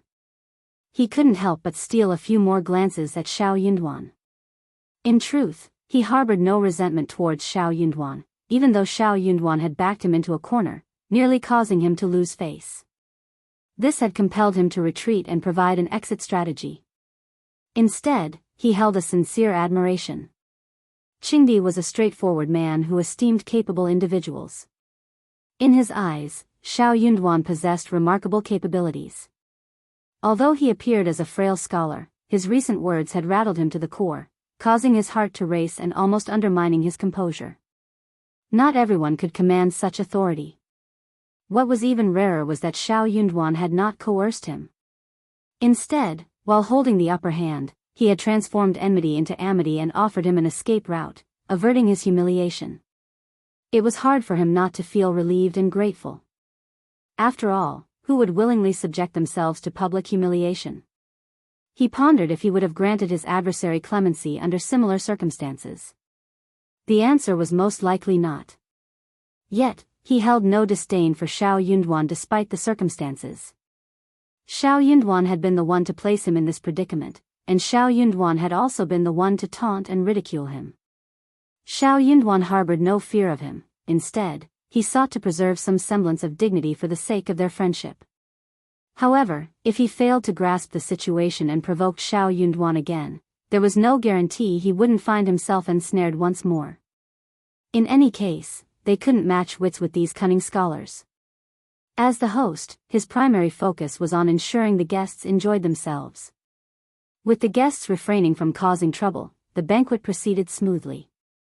It wasn't just Prince Nuo, the entire Qingdi delegation understood that they couldn't easily trifle with Great Qin. It was in their best interest to behave. Otherwise, if there were future encounters, they might not find an exit strategy. How could their straightforward natures compare to the cunning of the great Qin scholars? They had no choice but to restrain themselves and play the role of gracious guests. What else could they do? That night, the banquet continued well into the late hours. The Crown Prince was so delighted that he convened a meeting with Xiao Yunduan and his other trusted confidants in his study. When Xiao Yunduan finally returned home, it was well past midnight. Nevertheless, the banquet had garnered immense attention among the nobles and courtiers in the capital. Everyone was eager to attend such an intriguing event. Word of everything that transpired at the banquet had reached Empress Qi, honored Princess Mei, Princess Concubine Virtue, Princess Consort of the East Palace, and the Tian family. Naturally, reactions varied, with some individuals delighted and others incensed. For Princess Consort, it was a long-awaited relief, and her previously anxious heart was now at ease. Chapter 1340, This is Praising Her Heart. Xiao Zhen and the others offered their congratulations to Princess Consort with warm smiles and showered her with compliments. In truth, Princess Consort hadn't sought credit for most of Xiao Xian's accomplishments, but she also didn't object when servants hinted at her involvement. Being praised in such a manner, especially as the Crown Prince's beloved wife, brought her immense joy. It was a compliment that struck the mark precisely. Andy Fu couldn't help but offer a reminder with a smile. It's all thanks to Madame Xiao's assistance that Her Majesty was able to resolve the issue. Her Majesty should consider rewarding Madame Xiao once more. Feeling content, Princess Consort nodded in agreement and said with a smile, "Indeed, Miss Xiao's intelligence is truly remarkable. She devised a brilliant solution. She has made a significant contribution to the Crown Prince, so she undoubtedly deserves a generous reward. Select a few fine items from the storeroom, some new brocades, and domestically crafted rouge powder. Once you've gathered them, have them delivered to her. In any case, we must convey to Lord Xiao the Crown Prince's high regard for him." Auntie Fu respectfully bowed. Within the palace, Empress Qi, honored Princess Mei, and the others had anticipated a different outcome. They lamented how the Crown Prince's family had basked in the limelight at the banquet. Rumor had it that Prince Nua and his delegation had been utterly convinced by their response, making them even more disheartened about their own reserved behavior. As for the Tian family, Tian Xianxia, and her daughter, they were deeply invested in this matter. Upon hearing the events, Mrs. Tian's interest waned, and she sneered dismissively. "The Crown Prince seems quite incensed this time. I never expected him to go to such lengths. Frankly, those barbarians are utterly inept, they don't even know how to find fault with others. Instead, they were intimidated. My anticipation was in vain." The Tian family had always aligned themselves with the fourth prince and honored Princess Mei, and naturally, they harbored hopes of seeing the East Palace face difficulties. Particularly when Xiao Yunduan aligned himself with the Crown Prince, their antipathy towards the Crown Prince intensified. They harbored hopes of misfortune befalling the Crown Prince. However, Tian Xianxia felt a twinge of unease. After discussing the situation with her mother for a while, she retreated to her room to rest. Inside her room, the curtains adorned with intricate flower and butterfly embroidery hung low. The room's occupants tossed and turned, unable to find sleep. Tian Xianxia's heart burned with intensity, her thoughts in tumult. Her heartbeats were erratic, and her cheeks blazed with warmth. The more affronted she felt, the more compelled she was to subconsciously focus on him. No one knew about Xiao Yunduan's actions within the court and his accomplishments there, but she had been keeping a close watch on him. The more she observed him, the more she recognized his extraordinariness. Her thoughts became increasingly fixated on him, and she found it difficult to let go. Tonight, she had just discovered his allure, and her heart was in turmoil, on the brink of leaping out of her chest. A mix of emotions, shock, exhilaration, desolation, sadness, and joy, seemed to twist her internal organs into a tangled mess. The sensation was both sour and bitter. Never before had she felt such envy toward Xiao Xian.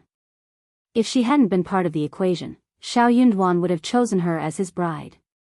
There would have been no reason for him to decline her, and he never would have. But then there was Xiao Xian. This woman hailed from a humble background with no notable lineage, yet she was envious and self-centered. She didn't truly love him, what she cherished most was herself. Otherwise, how could she fail to discern what was best for him? Chapter 1341, Opportunity. If Xiao Yunduan had chosen to marry her back then, he would have achieved tremendous success by now. Why should the East Palace even be a factor in all of this? She could only blame herself for being too lenient. Rather than adopting a wait-and-see approach and giving them time to think, she should have taken action to eliminate Xiao Xian. Had she done so, none of this would have transpired. Without Xiao Xian obstructing the way, Xiao Yunduan would certainly have changed his mind. So what if it were revealed that Xiao Yunduan shared a profound connection with Minister Old Yun? It was none of the East Palace's concern. Tian Xianxia had seemingly resigned herself, but after hearing Xiao Yunduan's actions tonight and picturing how he had humiliated Qingdi and their entourage, her heart rekindled with fervor. It was only then that she realized she had never truly given up. In reality, she desired this man even more than she had initially. Why not? In this fleeting existence, could she possibly encounter another man who stirred such deep emotions and longing within her? Unlikely. So why should she subject herself to this torment? Xianxia tightened her grasp on the blanket. A glint of determination flickered in her dark eyes.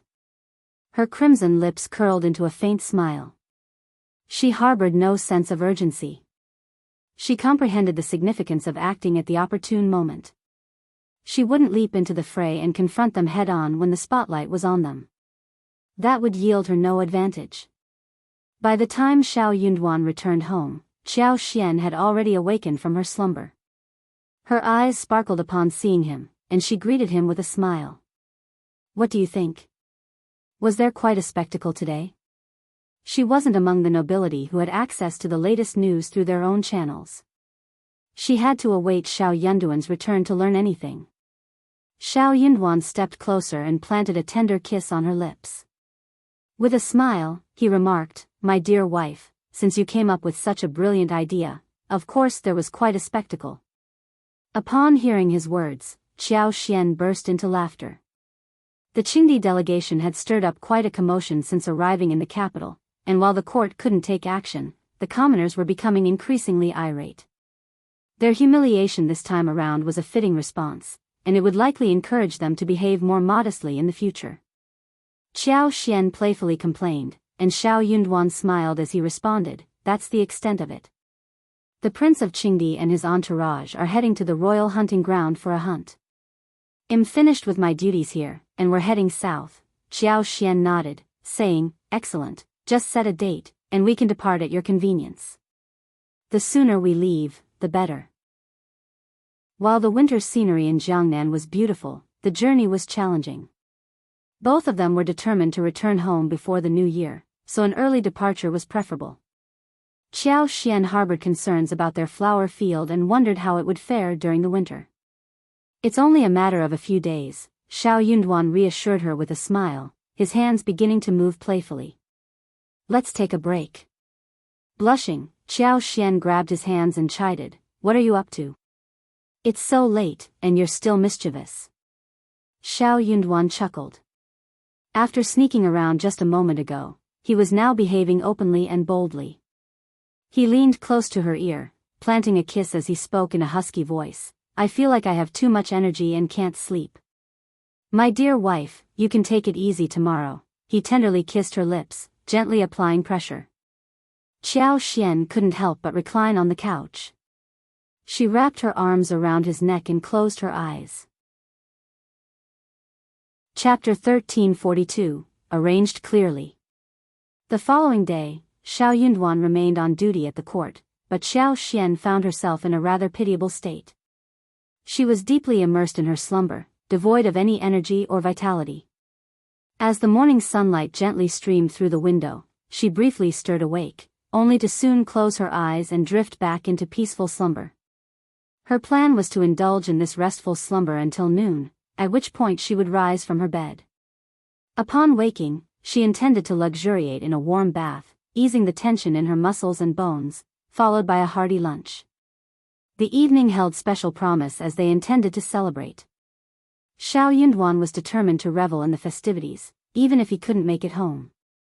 Their grand plan involved crafting a rich, simmering pot of beef bone soup, accompanied by an assortment of delectable ingredients such as fish balls, shrimp balls, beef slices, lamb slices, egg dumplings, mushrooms, potato slices, winter melon slices, yam slices, and more, all destined for a sumptuous hot pot. The beef bone soup, enhanced with mountain fungus, promised a delightful and fragrant flavor that would be nothing short of comforting with each sip. Simultaneously, Xiao Yunduan instructed Xia to rise early the next morning and prepare noodles. The intention was to employ the flavorful beef bone soup to craft a delectable morning meal. Sated after her meal, Xiao Xian retired to bed early, with no intention of waiting up for Xiao Yunduan that night, not even if he were to return and call for her. She was determined to feign ignorance. For that man was recklessly relentless, his self-control was non-existent. Her pleas and tears were in vain as he pressed his impetuous kisses upon her lips, an infuriating aspect of his character. Xianxia had her day planned meticulously. However, to her astonishment, before noon, a reward arrived from Princess Consort's quarters, a gesture she hadn't anticipated. The fact that it came from the East Palace took her by surprise, leaving her wholly unprepared. As the emissaries from the East Palace arrived, Xianxia, Liqiu, and Qingyan were all left in a bewildered and anxious state. Liqia mustered a strained smile and stuttered, "Auntie, please, just a moment. My wife, she wasn't feeling well yesterday and hasn't awakened yet. I'll call her right away." Auntie Liang found herself at a loss for words. She wasn't naive, and the anxiety displayed on the faces of these three servants didn't escape her notice. She couldn't possibly buy into such a cliché excuse from Liqia. Internally, Auntie Liang pondered how Madame Xiao seemed to do as she pleased, disregarding protocol as the wife of an official. She'd never witnessed any lady sleeping at such an hour. Lord Xiao, on the other hand, struck her as a refined, meticulous, and reserved gentleman. How could he tolerate such behavior from his wife? While these thoughts swirled in Auntie Liang's mind, she also considered how long it might take for Xianxia to rise, freshen up, and apply makeup. She simply didn't have the time to wait around, recognizing her own lack of significance in this scenario. With a polite smile, she addressed Liqia and the others, "Since Madame Xiao isn't feeling well, please don't disturb her. Allow her to rest properly, especially in this weather. These are rewards from the Princess Consort, and Madame Xiao has rendered valuable services. She will certainly be well treated. Kindly inform Madame Xiao once she awakens." Liqia and Liqiu breathed a collective sigh of relief and quickly expressed their gratitude, accepting the rewards with due respect. After Auntie Liang departed, they decided not to disturb Xianxia's slumber. "Now that everyone from the East Palace has left, we can wait until Madame wakes up and assess the situation," they concurred. Chapter 1343, Reward from the Eastern Palace. As Xianxia slowly roused from her slumber, she was abruptly taken aback by what she overheard. A flush of embarrassment colored her cheeks. This situation was undeniably awkward. She didn't need to ponder much to realize that her aunt would likely remain unconvinced by Lixia's explanation. Her mind might be wandering into unfavorable territory. With a rueful smile, Xianxia conceded, "Never mind, I'll take the opportunity to recuperate. I'll pay a visit to the East Palace in a couple of days." She then instructed Liqia and Liqiu to carefully unwrap the gifts from Princess Consort, one by one. Xianxia was pleasantly surprised by the contents, which included 12 pieces of imperial brocade, a set of locally crafted rouge powder, 2 small ornaments made of jade and porcelain, 2 hand stoves intricately carved from purple copper, an incense burner adorned with beast motifs, a box of fragrant white sandalwood, an intricately embroidered handkerchief, a box of exquisite silk flowers, a pair of gold-inlaid white jade bracelets, and a pair of jade pendants. Additionally, there were 2 mahogany-carved snack boxes shaped like begonias. Each contained 6 exquisite pastries and 6 candied plums. Xianxia sampled a chestnut cake slightly larger than her thumb, which melted in her mouth and offered a delightful blend of chestnut aroma and creamy sweetness. Then, there was a lifelike lotus crisp, resembling an elegant lotus flower with delicate, stacked petals in a soft pink hue. The golden stamen and vibrant red cherry sauce on top created an enchanting visual and taste sensation. With a smile, Xianxia remarked, "You truly are the pastry chef of Donggongyu. Your pastries are unlike any we have here. Have a taste for yourselves and prepare a plate for Qingyan as well." Liqia and Liqiu exchanged smiles and complied, sampling the treats. After a brief chat, they proceeded with their tasks. Xianxia returned home early that day, allowing him to join Xianxia for dinner. Xianxia's plan to indulge in a hearty meal remained unchanged, and to her pleasant surprise, Xianxia returned to keep her company. It was a delightful turn of events that erased the trace of morning resentment completely. They sat facing each other beneath the soft glow of the room's light, with a steaming hot pot gracing the center of their small table. The tantalizing aroma of the meal wafted through the room, creating a sense of warmth that filled their hearts. It felt like it had been a while since they'd shared a meal like this, a feeling that stirred emotions within them for no apparent reason. As they enjoyed their dinner, conversation flowed easily, punctuated by laughter. Afterward, they stood by the window, letting their meal settle while they engaged in a heartfelt conversation. Following this, they bathed and readied themselves for bed. Xianxia, mindful of any possible mischievous intentions from her husband, preemptively remarked before he could react, "You must be quite tired lately. Tonight, let's get a good night's rest and go to bed early." Xianxia chuckled, retorting, "I'm not tired at all, my dear wife." "How can that be? You must be tired. I had a restful night last night." Xianxia was taken aback and scolded him playfully, "You're just talking nonsense again." "Oh, come on." Xianxia burst into laughter, and in the end, he didn't disrupt her. They shared a private conversation, cuddling for a while before drifting off to sleep. The following day, an emissary from the East Palace arrived to present a reward. This time, it was an eunuch in charge. Xianxia, after a polite exchange, kindly dismissed him. The reward today was intended for Xianxia from the Crown Prince. It wasn't lost on them that the Emperor was aware of the events at the previous night's banquet.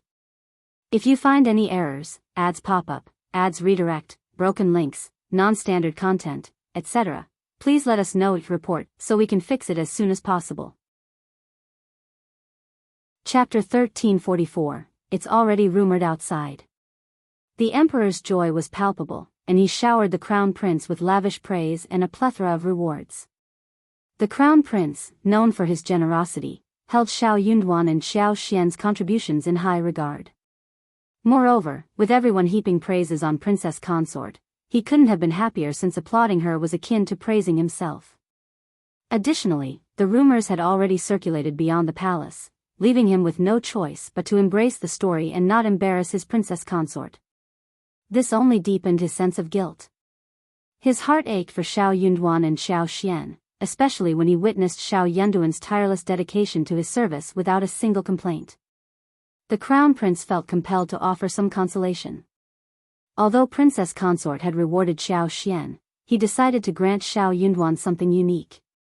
The gifts included a golden jade rui, 2 brand new books, 100 sheets of tribute paper, 2 finely crafted intermediate brushes, an inkstone, a pair of ink ingots, a brush pot, 2 scrolls bearing famous calligraphy, a pair of folding fans masterfully drawn by renowned artists from a previous dynasty, 6 exquisite jade pendants, and a pair of elegant jade thumb rings.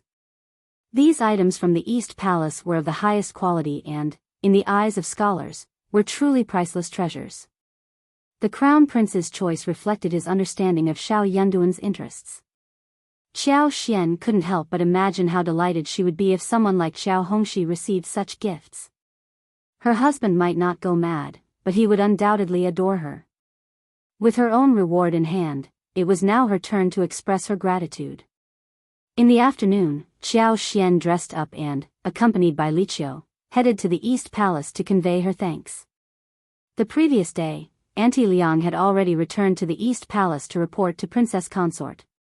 Upon learning that Xiaoxian had yet to awaken, Princess Consort's irritation flared, and she turned to Auntie Fu, exclaiming, "Is she holding something against me or what?" Princess Consort remained entirely unconvinced by the excuse of sickness. It was true that she had claimed most of the credit from Xiaoxian, whether by taking the initiative or through Xiaoxian's consent. She couldn't help but harbor a hint of guilt, suspecting that Xiaoxian's sickness was merely a ploy to express her discontent. Auntie Fu offered a reassuring smile. "Princess Consort, you might be overthinking this. Miss Qiao isn't a native of the capital, and she lacks guidance from an experienced elder. How could she be expected to know all the rules?" Auntie Fu acknowledged Xiaoxian's significant contribution, and she anticipated that the East Palace would certainly reward her. If Xiaoxian had been aware of the unwritten rules among the capital's officials, she would have likely expected to receive these rewards within a few days following the banquet, rendering her morning slumber unusual. However, Xianxia was unfamiliar with the unspoken rules of the capital's aristocracy. Nonetheless, Princess Consort made a mental note. Considering Xianxia's background, Princess Consort sneered and remarked, "You're right, I hope that's the case. Otherwise, it would be perceived as arrogance on Xianxia's part." Andy Fu concurred, saying, "Indeed, that must be the case. I have a keen sense of character. Madame Xiao doesn't strike me as a frivolous person, so it's essential for her to understand what's expected. I'll inquire about it later. If she truly lacks this knowledge, we should educate her, or Lord Xiao's reputation might suffer in the future." Princess Consort, somewhat reassured by Andy Fu's earnest words, nodded and instructed, "Please do go and speak with her. If you find any errors, ads pop up, ads redirect, broken links, non-standard content, etc., please let us know each report so we can fix it as soon as possible." Chapter 1345, She Really Didn't Know. Andy Fu nodded with a warm smile. "If that's the case, I'll take it upon myself to instruct her." Princess Consort didn't believe Andy Fu needed to personally undertake the task, but since Andy Fu was willing, she acquiesced with a nod. Upon learning that Xianxia had arrived to greet her, Andy Fu addressed her with a pleasant smile, saying, "Madame Xiao, how polite of you to come. There must have been some misunderstanding yesterday." Princess Consort responded with a smile, "You're standing up for her." Andy Fu's heart skipped a beat, and she smiled, saying, "I'm merely speaking on her behalf, considering she lacks guidance from her elders and is unfamiliar with the customs. Ultimately, it's all for your and the Crown Prince's benefit." Princess Consort chuckled, saying, "I appreciate your kindness." As the maid ushered Xianxia in, the two ceased their conversation. Xianxia approached and greeted Princess Consort. As she observed Xianxia, Princess Consort's heart softened, recognizing that both of them had made significant contributions to the East Palace. She found Xianxia rather appealing and sighed inwardly, offering her a friendly smile. Xianxia expressed her gratitude and took her seat. With little common ground to initiate a substantial conversation, they exchanged polite words of thanks. Princess Consort, accustomed to handling such situations, skillfully guided the conversation. As the Princess Consort, she received numerous visitors, many of whom she might not be personally acquainted with. It was her responsibility to steer the conversation, as no one dared to take the lead. Without her initiative, the atmosphere could become awkward. Xianxia responded to Princess Consort's prompts, and her ease in conversation seemed to please Princess Consort. After a short while, when Princess Consort raised her teacup, Xianxia recognized the cue that the visit was concluding. She rose and took her leave. Andy Fu accompanied Xianxia to the garden and, with a warm smile, mentioned that the chrysanthemums were in bloom, suggesting that Xianxia should pick 2 pots for herself. Sensing that Andy Fu likely had something to discuss, Xianxia complied. However, when Andy Fu posed her question, Xianxia couldn't help but feel embarrassed. Honestly, she had been unaware of such a matter. It was quite the coincidence. Xianxia had intended to address this issue later in the evening. He had returned home and fallen asleep, leaving her waiting that night. But she couldn't hold off any longer. Xianxia felt a pang of guilt, unable to explain herself, especially when she recalled the reason she hadn't been able to inform Princess Consort of her discontent and the missed reward on the following day.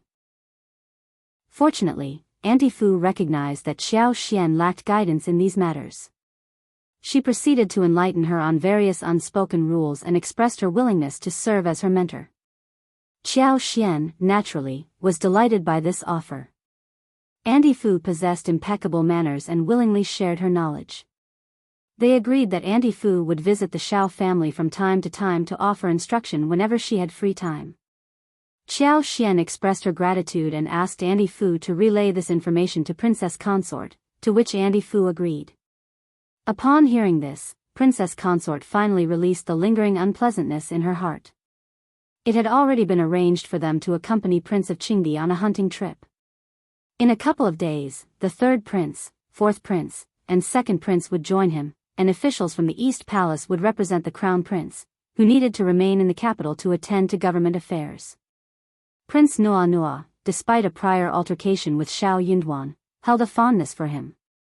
When he learned that Xiao Yunduan wouldn't be accompanying him, he insisted on Xiao Yunduan's presence for the excursion. If you find any errors, ads pop up, ads redirect, broken links, non-standard content, etc., please let us know it report so we can fix it as soon as possible.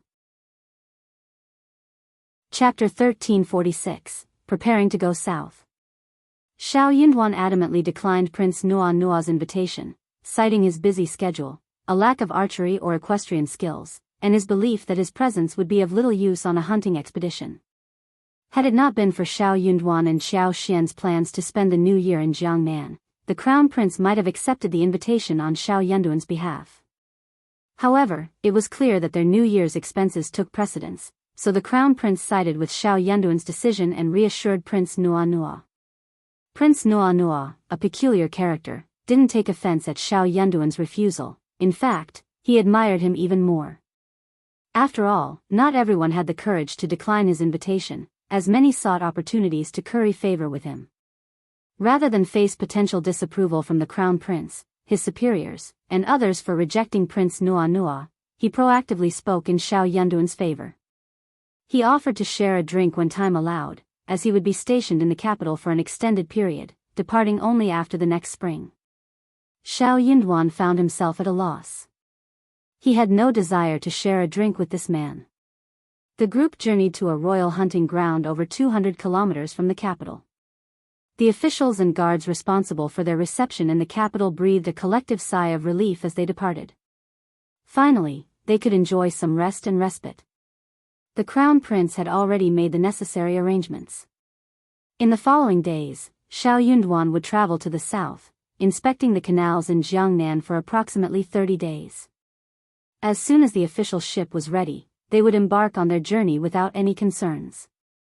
Sun Bai and Sun Qian continued to lead more than 10 guards from the eastern palace who accompanied them. Before leaving the capital, Qiao Xian ensured that all her tasks were completed.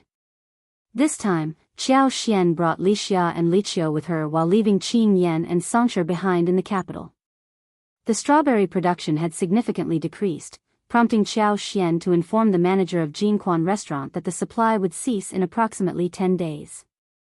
Anyone desiring fresh strawberries would need to wait until late March or early April of the following year. Despite the strawberries benefiting from Qiao Xian's wood power, substantial variety improvements, and enhanced cold resistance, the capital still experienced a harsh winter. Without the protection of a greenhouse and proper care, safely navigating the winter remained a significant challenge for the strawberries. Preparations for winter were essential.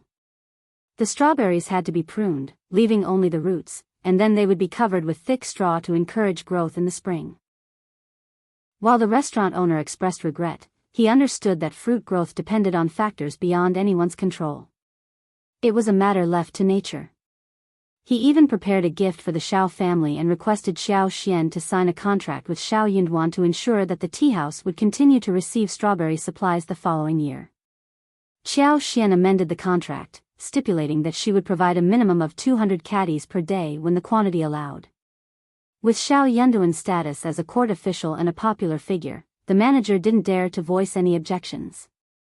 Xiao Xian's resolute stance left him reluctant to utter another word, fearing he might upset her. Fortunately, their working relationship had developed over time, and he understood that Xiao Xian and Xiao Yunduan were not motivated solely by greed. Given their initial commitment to him, they had no intention of abandoning the partnership. For him, this was already a favorable outcome. The concept of exclusivity was no longer a matter of concern. If you find any errors, ads pop up, ads redirect, broken links, non-standard content, etc., please let us know it report so we can fix it as soon as possible. Chapter 1347, Potatoes. Xiao Xian and Xiao Yunduan arrived at the farm in Cloudwater Town. This time, the entire estate was in decent shape. Its cleanliness and tidiness had begun to draw attention, leading to a few scenes of budding prosperity. Although the staff hadn't been hired in sufficient numbers yet, tenants had already signed occupancy agreements and begun moving in, one family at a time. Many of the households had chickens and dogs, and children played freely, infusing the area with a lively atmosphere. The main courtyard of the farm had been meticulously arranged, with all the furniture provided by Xiao Xian's contacts in the capital's furniture stores. They had chosen high-quality fir wood, ensuring exquisite craftsmanship and a smooth finish. After applying several layers of tung oil, the original wood's simple and elegant style was perfectly preserved. It was the ideal environment for them to settle down in the countryside. Xiao Xian carefully surveyed the progress. Half of the farms were already prepared, while the rest were still awaiting delivery. However, these orders had been placed and were set to arrive before the new year. They had also acquired oxen and donkeys, 25 oxen, 8 donkeys, and 10 custom-made carts for transporting goods. Given the farm's proximity to the Northwest Pass, horses were not readily available from local sources, as their trade was regulated by the government. However, other livestock were easier to procure at reasonable prices. They continued their exploration of the plantation, eventually walking around. The cabbages and radishes had grown splendidly, displaying a lush and tender appearance, quite charming. Judging by their progress, it wouldn't be long before the radishes started producing stems, and the cabbages would begin to form heads. This timing was ideal for them to commence sales towards the end of November. Xianxia was elated as he spoke. "Master, madam, you might not be aware, but our land is exceptionally fertile. The radishes and cabbages grown here are lush and vibrant, exuding strength and vigor. I took a look at the neighboring villages, and none of their produce looks as good as ours. Once we put them on the market, they're bound to fetch excellent prices." Despite the fact that the sum of money earned might be considered insignificant by the master and madam, Xianxia took immense pride in having earned it himself. Internally amused, Xiao Xian nodded and replied, "You must have taken good care of them. When we sell the vegetables, everyone will receive their fair share. Don't sell off all of them, make sure the families get a portion. They can use them during the winter." In the capital, nearly every cellar and pottery jar would be stocked with winter vegetables. After inspecting the estate, they packed their belongings and enjoyed a day of rest. The following day, they boarded an official ship at the Tong State docks, heading south. On the day before his departure, Xiao Yunduan visited the East Palace bearing a 3-tiered lunchbox filled with various potato dishes, potato pancakes, and steamed potatoes. His intent was to brief the Crown Prince about the potatoes. The Crown Prince never accepted items from external sources without thorough scrutiny. Even though it was Xiao Yunduan, the eunuchs would meticulously inspect for poison and taste the food before presenting it to the Crown Prince. Fortunately, the Crown Prince trusted Xiao Yunduan, believing that the food he brought was not a mere offering but had a significant purpose. Thus, he allowed its presentation. Had it been anyone else, they wouldn't have been given the chance to offer it to him. Xiao Yunduan detailed the specifics of the potatoes, and the Crown Prince grew increasingly focused as he listened. He even summoned his confidant from the Ministry of Revenue to listen in on the discussion. Together, they tasted the potatoes. "If you find any errors, ads pop up, ads redirect, broken links, non-standard content, etc., please let us know each report so we can fix it as soon as possible." Chapter 1348, A Great Merit. It could be cooked and served as a staple food, boasting a pleasing taste and remarkable yield. What was this? It was nothing short of a divine blessing bestowed upon the people of Great Qin. The official from the Ministry of Revenue couldn't contain his skepticism and questioned Xiao Yunduan. "Is it true? Is it genuinely this abundant? Can it truly thrive with minimal care? This seems unbelievable, absolutely unbelievable." Xiao Yunduan led the Crown Prince and the others to his own land and proceeded to dig with a hoe. The Crown Prince, if he wished, could choose any plant he desired. However, it became evident that Xiao Yunduan had not been exaggerating. The potatoes were incredibly prolific. They dug up several stalks and filled a basket. "This is incredible. This is remarkable. Congratulations, Crown Prince. Congratulations. This is a boon for Great Qin. Congratulations, Crown Prince." The Crown Prince was elated, his eyes sparkling with joy. He paid no mind to the dirt on his hands as he held a potato and meticulously cleaned off the surface mud. His touch was gentle, conveying a sense of comfort and happiness. "Officer Xiao, you have rendered a significant service to Great Qin." Xiao Yunduan modestly replied, "Crown Prince, you are too kind. I simply stumbled upon it." He recounted how he had encountered the potato while traveling to the capital for an exam. Along the way, he had spotted someone enjoying it and, curious, had purchased some with his wife. Upon tasting it, they found it to be exceptionally delightful and bought the remaining stock. They planted some at home, which thrived remarkably. Surprisingly, when they planted them in the capital, the results were even better. It was clear that these potatoes were not finicky about their growing conditions. Harvest time was just around the corner. A couple of days ago, his wife had brought a few servants to harvest a batch. These potatoes stored well and could be consumed throughout the winter. Little did they anticipate that fields everywhere would yield such an abundance of elongated fruits. Upon reflection, she believed it would be wise to inform the Crown Prince of this discovery. However, she feared her explanation might not be adequate. Hence, she chose to prepare food made from potatoes and present it to the Crown Prince. This was the plan devised by Qiao Xian and Xiao Yunduan. Once they informed the Crown Prince about the potatoes, he would likely report it to the emperor and send officials to manage the potato resources in the region. In such a scenario, Qiao Xian and Xiao Yunduan would have little say in the matter. Qiao Xian had intended to cultivate potatoes herself in the coming year, but if the potatoes were taken to the East Palace, they might end up in the hands of the emperor or the Ministry of Revenue. In that case, how would she acquire the seeds? Hence, she decided to preemptively dig up an acre or two, estimating they would collect nearly enough seeds. They'd still have a surplus, which should suffice. Upon hearing Xiao Yunduan's words, the Crown Prince suddenly realized something. With a smile, the Crown Prince remarked, "Officer Xiao, your dedication to the Empire is truly commendable.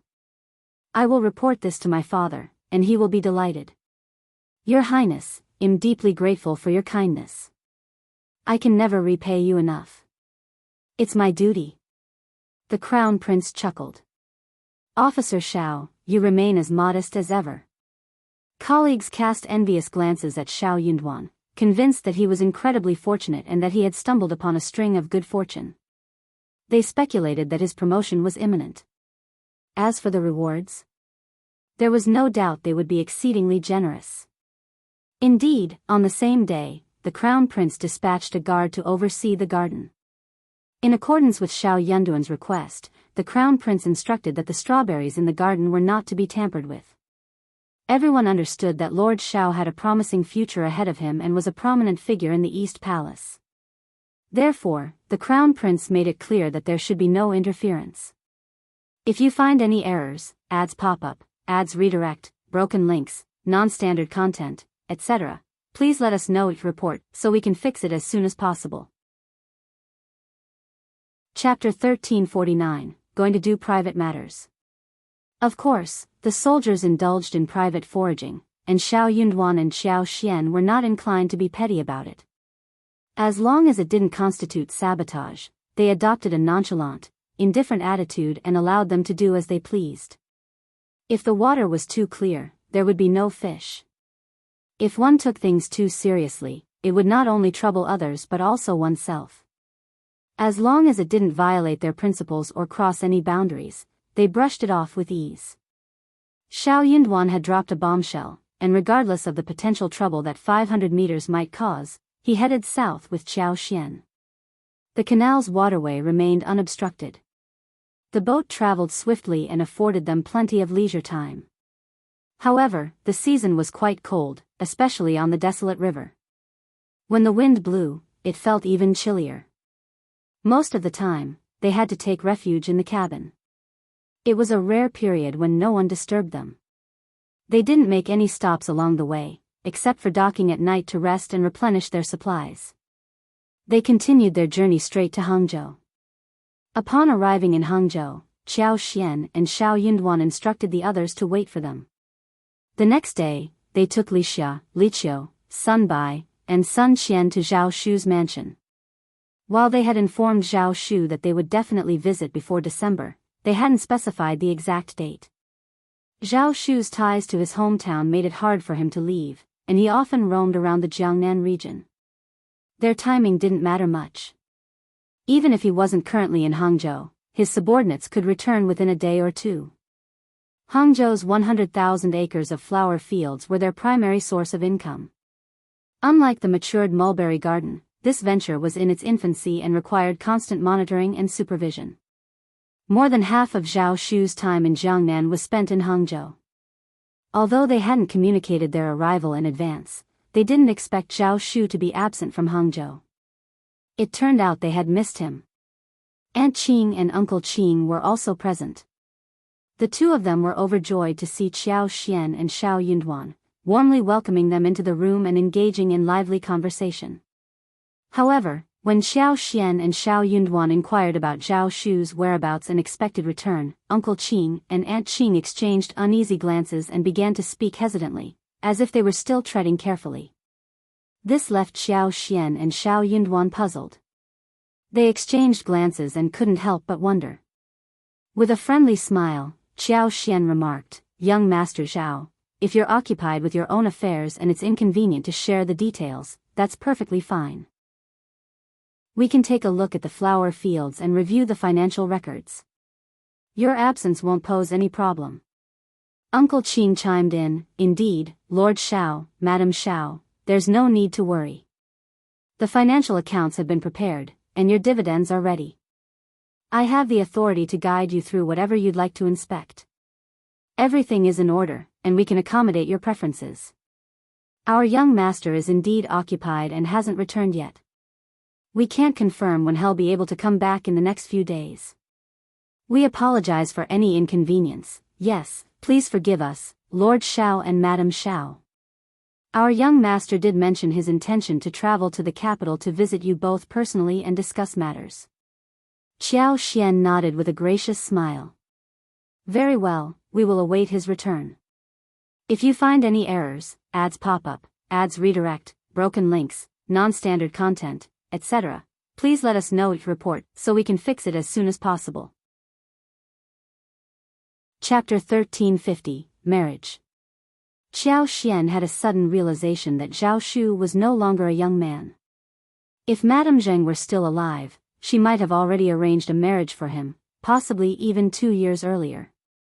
Shueishu, hailing from the Jiangnan mountains, was a striking beauty, and Zhao Shu, with his wealth and good looks, must have caught the attention of several families. It seemed likely that he had resolved his personal matters and was pursuing a romantic relationship. This assumption was further supported by Uncle Qing and Aunt Qing's cautious demeanor.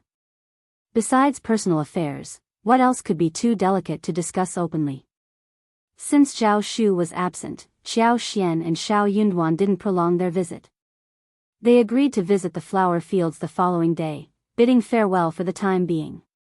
During their journey on the wagon, Xiao Xian nestled against Xiao Yunduan's shoulder and shared her conjectures. Xiao Yunduan found her reasoning sound and smiled. "You're absolutely right, it's about time for Zhao Shu to settle down. Isn't it?" Xiao Xian chuckled. "When he does get married, we'll have to give him a generous red envelope." Xiao Yunduan smiled and exchanged a glance with his enthusiastic wife. "Certainly." Xiao Xian continued speculating about what Zhao Shu's prospective partner might be like, pondering whether she would be beautiful, gentle, and so forth. She couldn't wait to meet her. Xiao Yunduan nodded thoughtfully and shared a few words with her. However, he had already made up his mind. Zhao Shu held significant wealth, and being relatively young without any close family or siblings, he might attract the attention of unscrupulous individuals. The perfume workshop essentially served as a means for his wife to generate income for the crown prince, and their relationship was profound, making them potential targets for those with malicious intentions. When he next saw Zhao Shu, he resolved to inquire discreetly and have Sun Xian and Sun Bai discreetly gather information about Zhao Shu's sweetheart. If her intentions were genuine and she truly wanted to marry him, he would offer his blessings without interference. However, if any deception or unfavorable character traits came to light, he might need to discreetly exercise some control. The following morning, after a hearty breakfast, they made their way to the flower field. The scene before them was already quite desolate and faded. Even the once vibrant flower fields had succumbed to the changing season. The plot where the lilies had thrived was now barren. The bulbs that had been harvested for daily consumption had been dug up. These lily bulbs could be stir-fried when fresh, used to make soups and porridge when dried, and even ground into powder for lily-flavored dishes. The earth appeared neatly turned over, awaiting the arrival of spring next year for replanting. Aside from this emptiness, some of the other plants also bore signs of dormancy. While some still retained their green color, it lacked the vigor seen in previous months. Sweet osmanthus, cloves, jasmine, and other plants had grown notably taller.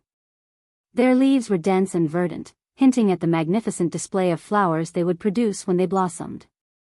To ensure a more splendid bloom in the upcoming year, all the roses and monthly bloomers had been pruned. Only short, 2 to 3 inch poles remained. Proper care and nurturing would commence when the weather warmed up in the next year. Xianxia gently channeled her wood elemental power, allowing it to permeate the flowers and trees, not to force growth, but to transform into her own energy. This subtle infusion aimed to fortify the plants for the winter months ahead, enabling them to thrive with renewed vitality in the following year. They would flourish once more. If you find any errors, ads pop up, ads redirect, broken links, non-standard content, etc., please let us know your report so we can fix it as soon as possible. Chapter 1351, Looking at the Flower Field. Everything seemed to be in place, except for the lilies. So, Xianxia approached Uncle Qing, expressing her desire to inspect the lily bulb selected for seed propagation. Without delay, Uncle Qing led her to the designated area. All the chosen lily bulbs for seed were carefully buried in the sand. A dedicated gardener tended to them, adjusting the watering regimen based on the sand's moisture levels. Uncle Qing took a moment to explain to Xianxia the reason for this meticulous care. Xianxia nodded appreciatively, acknowledging that it was indeed the best approach, and Uncle Qing had done well in hiring the gardeners. With a focused concentration, Xianxia infused her superpower into the lily bulbs before heading to Zhao Shu's tea house to assist him.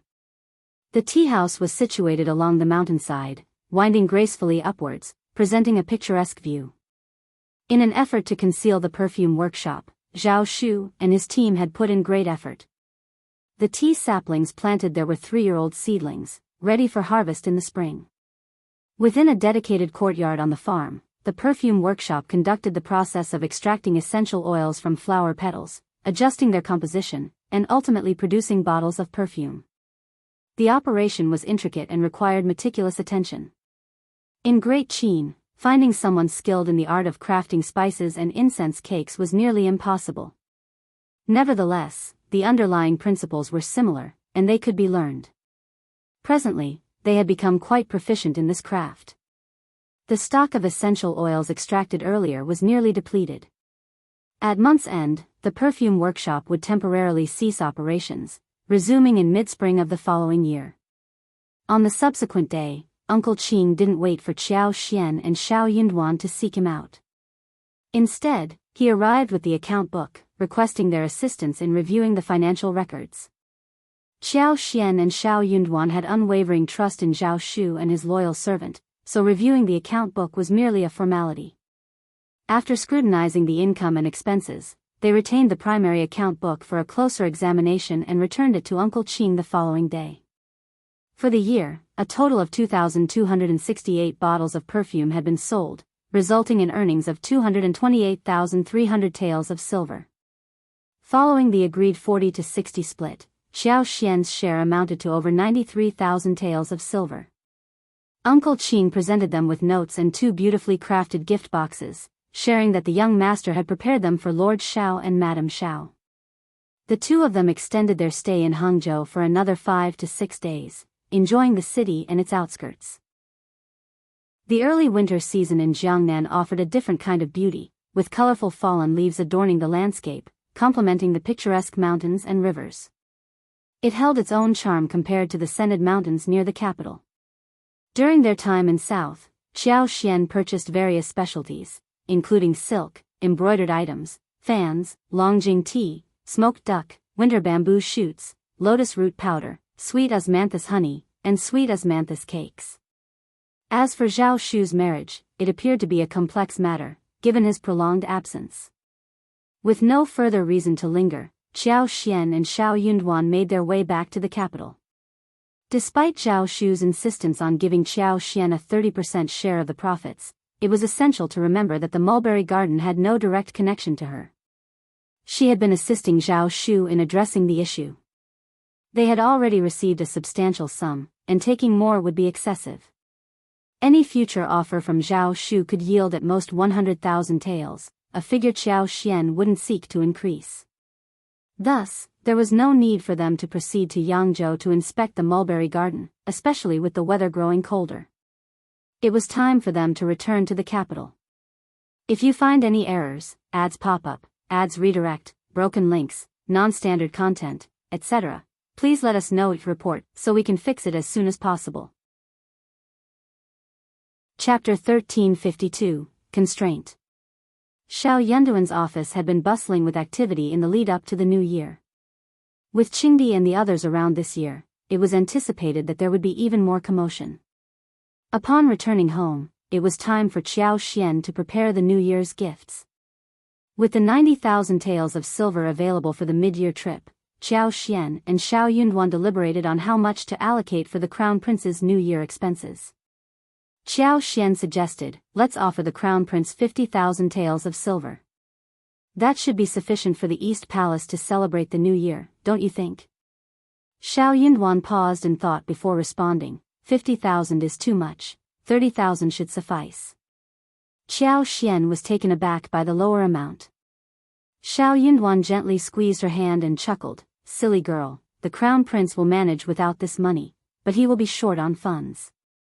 The imperial plantation under the East Palace is bound to receive some resources, and the Crown Prince will be rewarded handsomely for the tribute. Additionally, the Ministry of Internal Affairs allocates 5,000 taels of silver to the East Palace for the New Year annually. By providing an additional 30,000 taels, we can cover the expenses not just for the New Year but also for the entire Spring Festival. We shouldn't give too much at once, I'm concerned we'll need to prepare another sum of money after spring. As he spoke, Xiao Yunduan couldn't help but feel a pang of sympathy for the Crown Prince. While other princes received New Year's gifts without hesitation, the Crown Prince, due to his elevated position, couldn't partake in such luxuries.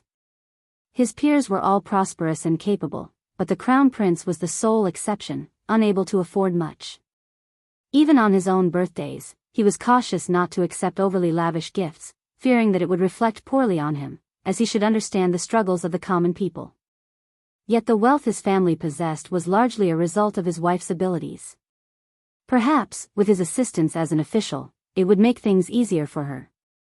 Nevertheless, Xiao Yunduan remained confident that, even without him, his wife would excel in her endeavors. Xiao Yunduan wrestled with conflicting thoughts. Giving away the money might yield future benefits, or perhaps it wouldn't. This dilemma gnawed at him, leaving him feeling guilty each time it crossed his mind. Additionally, there was an old adage that struck him, transitioning from frugality to extravagance was easy, but the reverse, from extravagance to frugality, was exceedingly challenging. People often failed to appreciate something received for free, the more they received, the less they cherished it. So, it seemed wise to present the funds sooner rather than later. This way, the East Palace would need to make thoughtful arrangements to have a good New Year, truly valuing the silver's worth. Furthermore, Princess Consort had orchestrated the New Year celebrations, and Xiao Yunduan was determined to ensure she didn't pass the season without a care. Xiao Xian hadn't given it much thought initially, but Xiao Yunduan's reasoning resonated with her. She smiled and agreed, very well, I will provide 30,000 taels of silver. We have ample funds, and we haven't even touched what Yuezhing Xiao owes us. When combined with that substantial sum, it should exceed 1,000,000 taels of silver. She paused, a mischievous glint in her eye. I've been contemplating how to spend such a fortune. Unfortunately, we haven't come across suitable business opportunities or cooperative candidates recently. Her eagerness for involvement and success was evident, and she yearned to retire from work. Xiao Yunduan was taken aback, gazing at Xiao Xian with a puzzled expression. Observing his reaction, Xiao Xian burst into laughter and proclaimed proudly, This is just the liquid cash we can access immediately. We still possess numerous properties: gold, silver, jewelry, antiques, and property deeds. And most importantly, her space holds even more treasures. If you find any errors, ads pop up, ads redirect, broken links, non-standard content, etc., please let us know each report so we can fix it as soon as possible. Chapter 1353. This is the foundation of her establishment.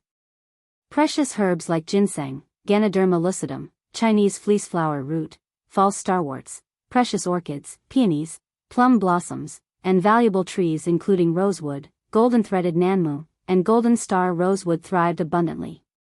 Other medicinal herbs, flowers, trees, and orchards flourished as well. The branches bore numerous fruits, some of which Xianxia had stored in the storage compartment, while others remained accessible for plucking and consumption. The blossoms and fruits on the trees were a breathtaking sight. The fertile land within the space had expanded to approximately 1,700 mu. Unaffected by climate changes, it proved suitable for the growth of various plants year-round. A wide variety of crops flourished consecutively: rice, wheat, corn, peanuts, potatoes, and soybeans were among them. Xianxia surmised that the fertile fields in her space wouldn't expand indefinitely, yet they continued to slowly grow. The exact limits remained uncertain. Nonetheless, the more it expanded, the better. This served as the bedrock of her foundation. As long as her space endured and her wood-type superpower remained intact, silver held little significance to her. It was a privilege to assist her husband, support the crown prince, and savor the freedom of life, all while deterring anyone who might dare to provoke her easily. Xianxia found himself torn between laughter and exasperation at her words. He offered a reminder: keep the banknotes secure and don't disclose this to anyone else. Finding a dependable partner isn't as simple as it sounds. Brother Yuezheng and young Master Zhao are truly exceptional. Xianxia nodded with understanding. Of course, I'm aware that finding the right partners depends on fate, and it'll take my time in the search. Hearing her response, Xianxia felt reassured. By late November, the two of them had returned to the capital. Indeed, the capital was on the brink of upheaval due to the potatoes. The crown prince brimmed with excitement as he deliberated with his advisors and trusted aides throughout the night. The following day, he hurried into the palace with a basket of potatoes, seeking an audience with his father, the emperor. The emperor's schedule was consistently occupied, divided between creating elixirs and practicing qi. Consequently, anyone seeking an audience with him had to wait until he became available. This protocol applied not only to the crown prince but also to the queen and his cherished honored Princess Mei. The pursuit of longevity was an endeavor that no one could obstruct. Historically, when the crown prince requested an audience and found the emperor unavailable, he would respectfully kowtow outside the palace and depart. Unless the matter at hand was exceedingly crucial, waiting was not typically practiced. However, this time, the crown prince chose to wait. Whenever the crown prince appeared in court, the queen, honored Princess Mei, and Princess Concubine Virtue would scrutinize him closely. It was one thing if he simply knelt outside the palace without meeting the emperor.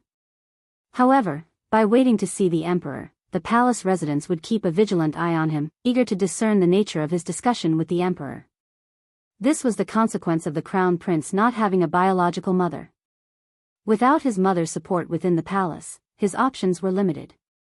Without a maternal presence, which of the minor concubines in the harem would dare to risk the empress and noble consort's retribution by forming an alliance with him and becoming his confidant? As the crown prince crouched outside the Xianxia palace, Empress Qi and the others grew increasingly puzzled. Had something significant occurred recently that they were unaware of? Why were they not informed? If there was no pressing matter, why was the crown prince stationed here? Empress Qi and her cohorts recognized the need to pay closer attention to this matter. If you find any errors, ads pop up, ads redirect, broken links, non-standard content, etc., please let us know each report so we can fix it as soon as possible. Chapter 1354. If I want to, nothing can hide from him. After concluding his meditation, the emperor was in the process of attending to his personal matters when he learned that the crown prince was awaiting an audience outside. Consequently, he instructed someone to usher the crown prince in. While he may have been disinterested in the intricacies of governance, it didn't imply that he was indifferent to everything. In fact, he maintained a firm grip on military power.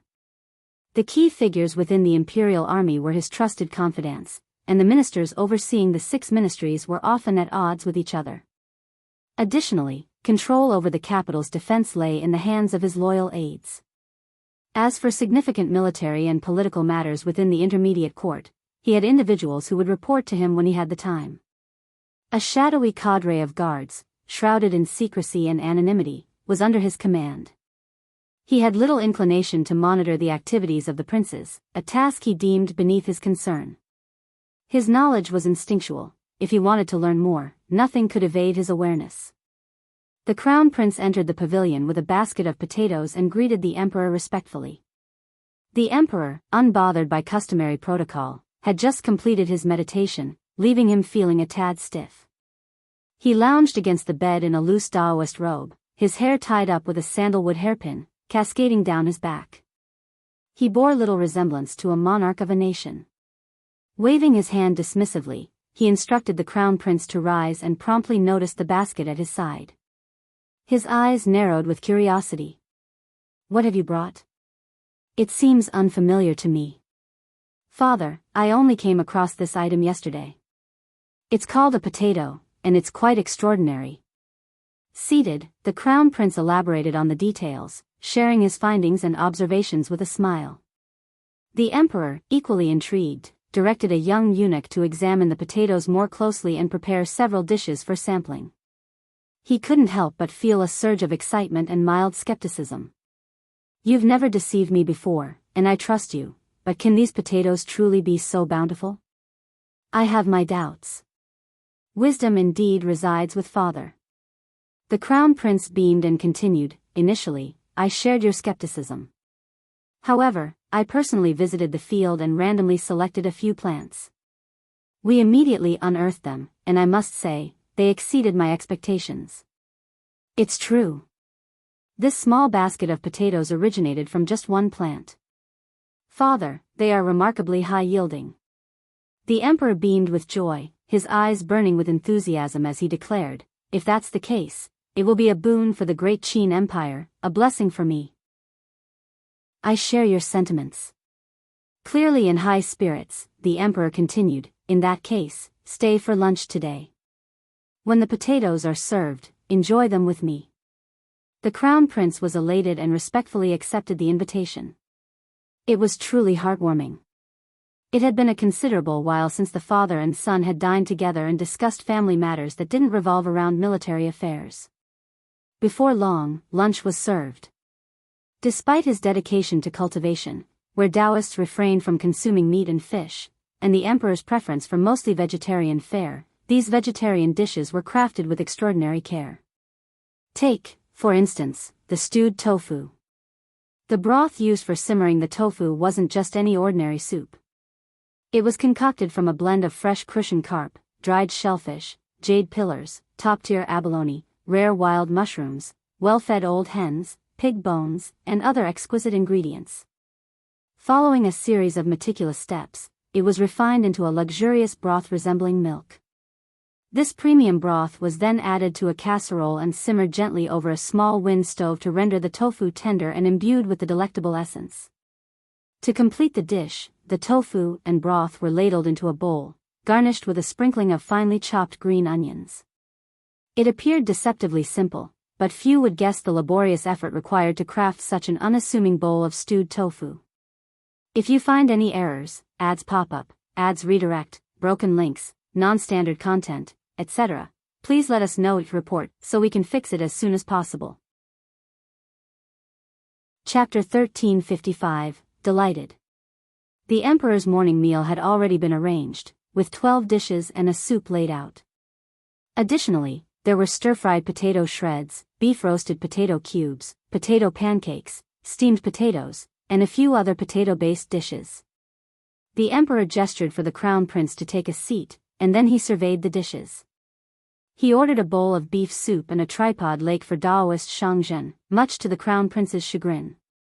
It was evident that his father had immense trust in Daoist Xianxia. Had it not been for the old Daoist priest's previous mishap during pill refinement, which had nearly cost the emperor his life and resulted in a furious decree of death, the emperor might have placed even more trust and favor in Daoist Xianxia now. It was this prior incident that had kept Daoist Xianxia in check, preventing him from becoming overly audacious. This had ultimately improved his circumstances. However, could Daoist Xianxia maintain his composure going forward? Would the emperor refrain from making any more mistakes? The crown prince couldn't fathom these uncertainties, nor did he dare to contemplate them.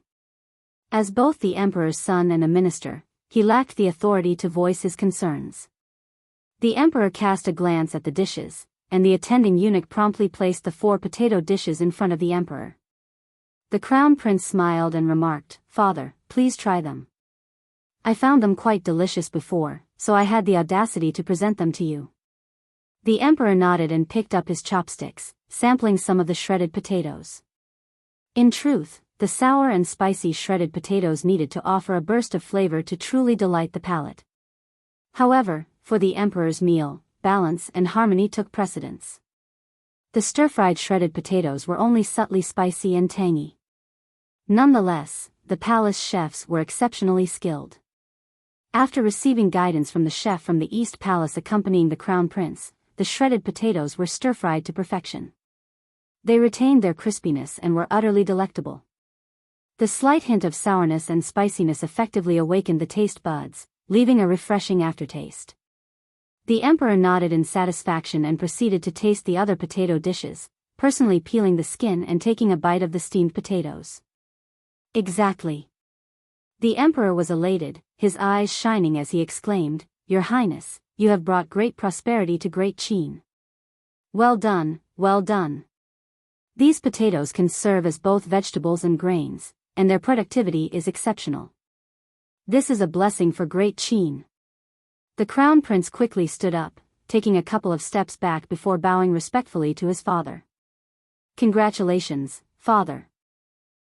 The attending eunuchs knelt behind the crown prince, offering their congratulations to the emperor. "Congratulations, your majesty." Although they weren't entirely sure what they were congratulating the emperor for, the crown prince's words made sense, so they followed his lead. "Ha ha ha ha. Wonderful, wonderful." The emperor was genuinely delighted. After commending the crown prince, they enjoyed their meal together, starting with the potatoes and discussing matters related to the welfare of the people. In that moment, the father and son couldn't help but feel a sense of closeness. Even as rulers and ministers of the dynasty, they were bound by their bloodline as father and son. However, the emperor couldn't completely place his trust in the crown prince. He dispatched his trusted eunuch, along with the ministers of revenue and the ministry of personnel, to inspect and personally excavate the potatoes. News of this development sent shockwaves through the court and among the populace. Minister Tian from the Ministry of Personnel was taken aback. He engaged in conversations with everyone, praising their efforts, but inwardly, he seethed with anger. What was happening? How could the crown prince be so fortunate? The other princes were furious. Upon discovering Xiao Yunduan's involvement in this matter and realizing that he was the instigator, they were itching to seek retribution against him. Chapter 1356, Fury. However, no one dared to take action in defiance. Xiao Yunduan's name had once again risen to prominence, earning praise from the emperor. In this moment, no one dared to challenge Xiao Yunduan. The emperor entrusted all the potatoes to the Ministry of Revenue and instructed them to select a fertile piece of land from within the imperial plantation. When spring arrived the following year, they planned to enlist the help of Xiao Yunduan and Xiao Xian to cultivate the potatoes. There were numerous planting plots, totaling tens of thousands of caddies. Each potato could yield multiple shoots, and this quantity was far from insignificant. If the harvest in the upcoming year could prove the abundance of potatoes, there were discussions about distributing them to the commoners in the outskirts of the capital for cultivation. Furthermore, they considered sending some to Shandong, Hebei, and Hunan. However, these details would be deliberated upon later. Gradually, within 3 to 5 years, they anticipated gaining substantial recognition. Simultaneously, the crown prince informed the emperor and dispatched an envoy to the south to search for additional potato sources. According to Xiao Yunduan, the origin of the potato was the sea, giving hope that more could be found in the southern regions. Daoist Xianxia took this opportunity to congratulate the emperor, affirming that his earlier prediction of an auspicious sign had indeed come to fruition with this discovery. The emperor was overjoyed by this validation. As a result, Daoist Xianxia received a generous reward for his insights. Naturally, the crown prince and Xiao Yunduan were also rewarded for their roles in this discovery. However, it was clear that Daoist Xianxia had exploited the situation, leaving the crown prince feeling somewhat aggrieved. Nonetheless, the emperor placed great trust in Daoist Xianxia, and no one dared to challenge his assertions. In the end, the crown prince emerged as the primary beneficiary of this development, offering some solace to those who felt uneasy about the situation. If this endeavor proved successful in the future, the crown prince would have made a substantial contribution to the people of Great Qin. His dedication to their welfare would be evident over the long term, making it difficult for anyone to challenge his status easily. Understanding this reality only fueled the intense frustration of the fourth prince, third prince, and second prince. Given these circumstances, how could they ever hope to challenge the position of the crown prince? Coincidentally, during a visit to the emperor, Prince Nua expressed his desire to marry a princess of Qin, thus establishing a familial connection. Upon the emperor's approval, the other princes tacitly agreed to wed Princess Xuanfu, also known as Qin Yuzhen. Their choice was primarily influenced by the fact that Princess Xuanfu held the closest familial ties to the crown prince. Princess Xuanfu's mother was the cousin of the crown prince's biological mother, who tragically passed away during childbirth. It was the crown prince who had appealed to the emperor, requesting that Princess Consort care for and raise Princess Xuanfu. The prince and Princess Consort resided in the East Palace, but as Princess Xuanfu grew, they maintained a certain distance from her. It was clear that they couldn't provide the same care for her outside the court, and the closer they became to Princess Xuanfu, the more complicated her life would become. Nevertheless, she never lacked the care she deserved. Furthermore, Princess Xuanfu had always maintained a low profile, rarely interacting with others or partaking in social activities. With the exception of paying respects to the empress, she seldom left the palace courtyard.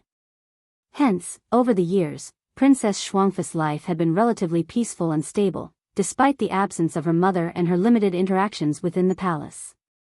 The crown prince and princess consort were planning to arrange a suitable marriage for her in the coming year, ensuring that she could embark on married life with tranquility and complete her family. Princess Xuanfu's calm demeanor stemmed from her trust that the crown prince and princess consort would meticulously handle her personal affairs. She had no need to worry about anything. Chapter 1357, Princess and Marriage. She only needed to bide her time until she was old enough to leave the palace and embrace a carefree and comfortable life. In anticipation of that day, she could remain exceedingly quiet. Yet, she never foresaw that she would still become a pawn in the power struggle among the princes. The princes, the queen, honored Princess May, and others all made their moves simultaneously. Before the crown prince could even react, the fate of the matter had already been sealed. This left the crown prince disheartened and filled with sighs, for she was the sister he had looked after for so many years. However, given the current circumstances, there was little the crown prince could do. Princess Xuanfu had reached the age when she could be married off. Surprisingly, Empress Qi, honored Princess May, and others suddenly began to describe him as a gentle and virtuous person. This delighted the emperor, who believed he was the most suitable candidate for a marriage alliance. True to his word, he approved the match. Due to this turn of events, the crown prince paid a visit to Princess Xuanfu in the palace. He wanted to offer her solace, but it proved difficult. He had promised to secure a suitable marriage for her and protect her for the rest of her life, yet he found himself reneging on that pledge. Princess Xuanfu, however, remained composed. Her initial anger and fear had swiftly subsided. After all, what other choice did she have? Born into the royal family, she had never possessed the autonomy to make her own decisions, not even the decision of her own birth. Surprisingly, Princess Xuangfu ended up comforting the crown prince, intensifying his feelings of guilt. With a forced smile, the crown prince inquired if she harbored any unfulfilled wishes. If she did, she should share them. Princess Xuangfu's eyes sparkled with longing. She wished to step out of the palace and explore the capital city. In her entire life, she had never ventured beyond the palace walls, let alone set foot in the imperial gardens or the capital city itself. However, she had often heard other princesses speak of the bustling prosperity of the capital, and her curiosity compelled her to desire a glimpse of life outside the palace. She wanted to experience firsthand what Great Qin had to offer beyond the palace walls. Upon hearing her wish, the crown prince's heart was filled with sorrow. He nodded and assured Princess Xuangfu that he would arrange for her to explore the capital. Princess Xuangfu beamed with a sweet smile, her lovely face radiating joy, and she had no lingering regrets. The crown prince looked at her in a daze, only then realizing the true extent of Princess Xuangfu's beauty. Determined to make amends, the crown prince decided to discreetly enhance her dowry. This would enable Princess Consort to select valuable items from the East Palace's warehouse, as well as appoint a few capable maids and servants, along with a dozen guards for her protection. While Princess Consort should have consented, she hesitated. Who would willingly leave their hometown to marry a princess in a distant and unfamiliar land like Qingdi? The fact that someone was willing to go should have been enough, and Princess Consort was reluctant to let her depart. Before long, the emperor issued an imperial decree, formally bestowing Princess Xuangfu and Prince Nua as a marital pair to Qingdi. Prince Nua secretly met with Princess Xuangfu, and upon seeing her exquisite beauty and gentle demeanor, he felt content. In the court, everyone celebrated, and the common folk rejoiced when discussing the matter. The union between the Princess of Qin and the Prince of Qingdi symbolized a closer relationship between the Great Qin Empire and Qingdi, suggesting that peace and stability would prevail for many years to come. It was a reason for collective joy. As for whether Princess Xuangfu herself was happy, it seemed that no one paid much attention, or perhaps, no one cared. She believed that this would mark the end of her involvement in the matter. However, to her surprise, the emperor suddenly commanded Xianxia to escort Princess Xuangfu to Qingdi. Chapter 1358, Warning. When the crown prince received the news, the imperial edict had already been issued, leaving him seething with anger. In his East Palace study, he vented his frustration through an explosive outburst. Princess Consort and the others fell silent, apprehensive of his fury. With each passing year, the crown prince had grown more composed and dignified. It had been many years since his temper had flared in such a manner. Unable to contain his emotions any longer and unwilling to concede defeat, the crown prince decided to go to the court and plead with the emperor to rescind the order. "Father," he implored, "Lord Xiao is still young and has never undertaken such a responsibility before. I believe it would be more appropriate to dispatch an experienced official as the marriage envoy. Please reconsider, father." Throughout all these years, the crown prince had never contested any of the emperor's decisions. However, his appeal didn't elicit a positive response. Instead, it seemed to irritate the emperor, who had always been stern.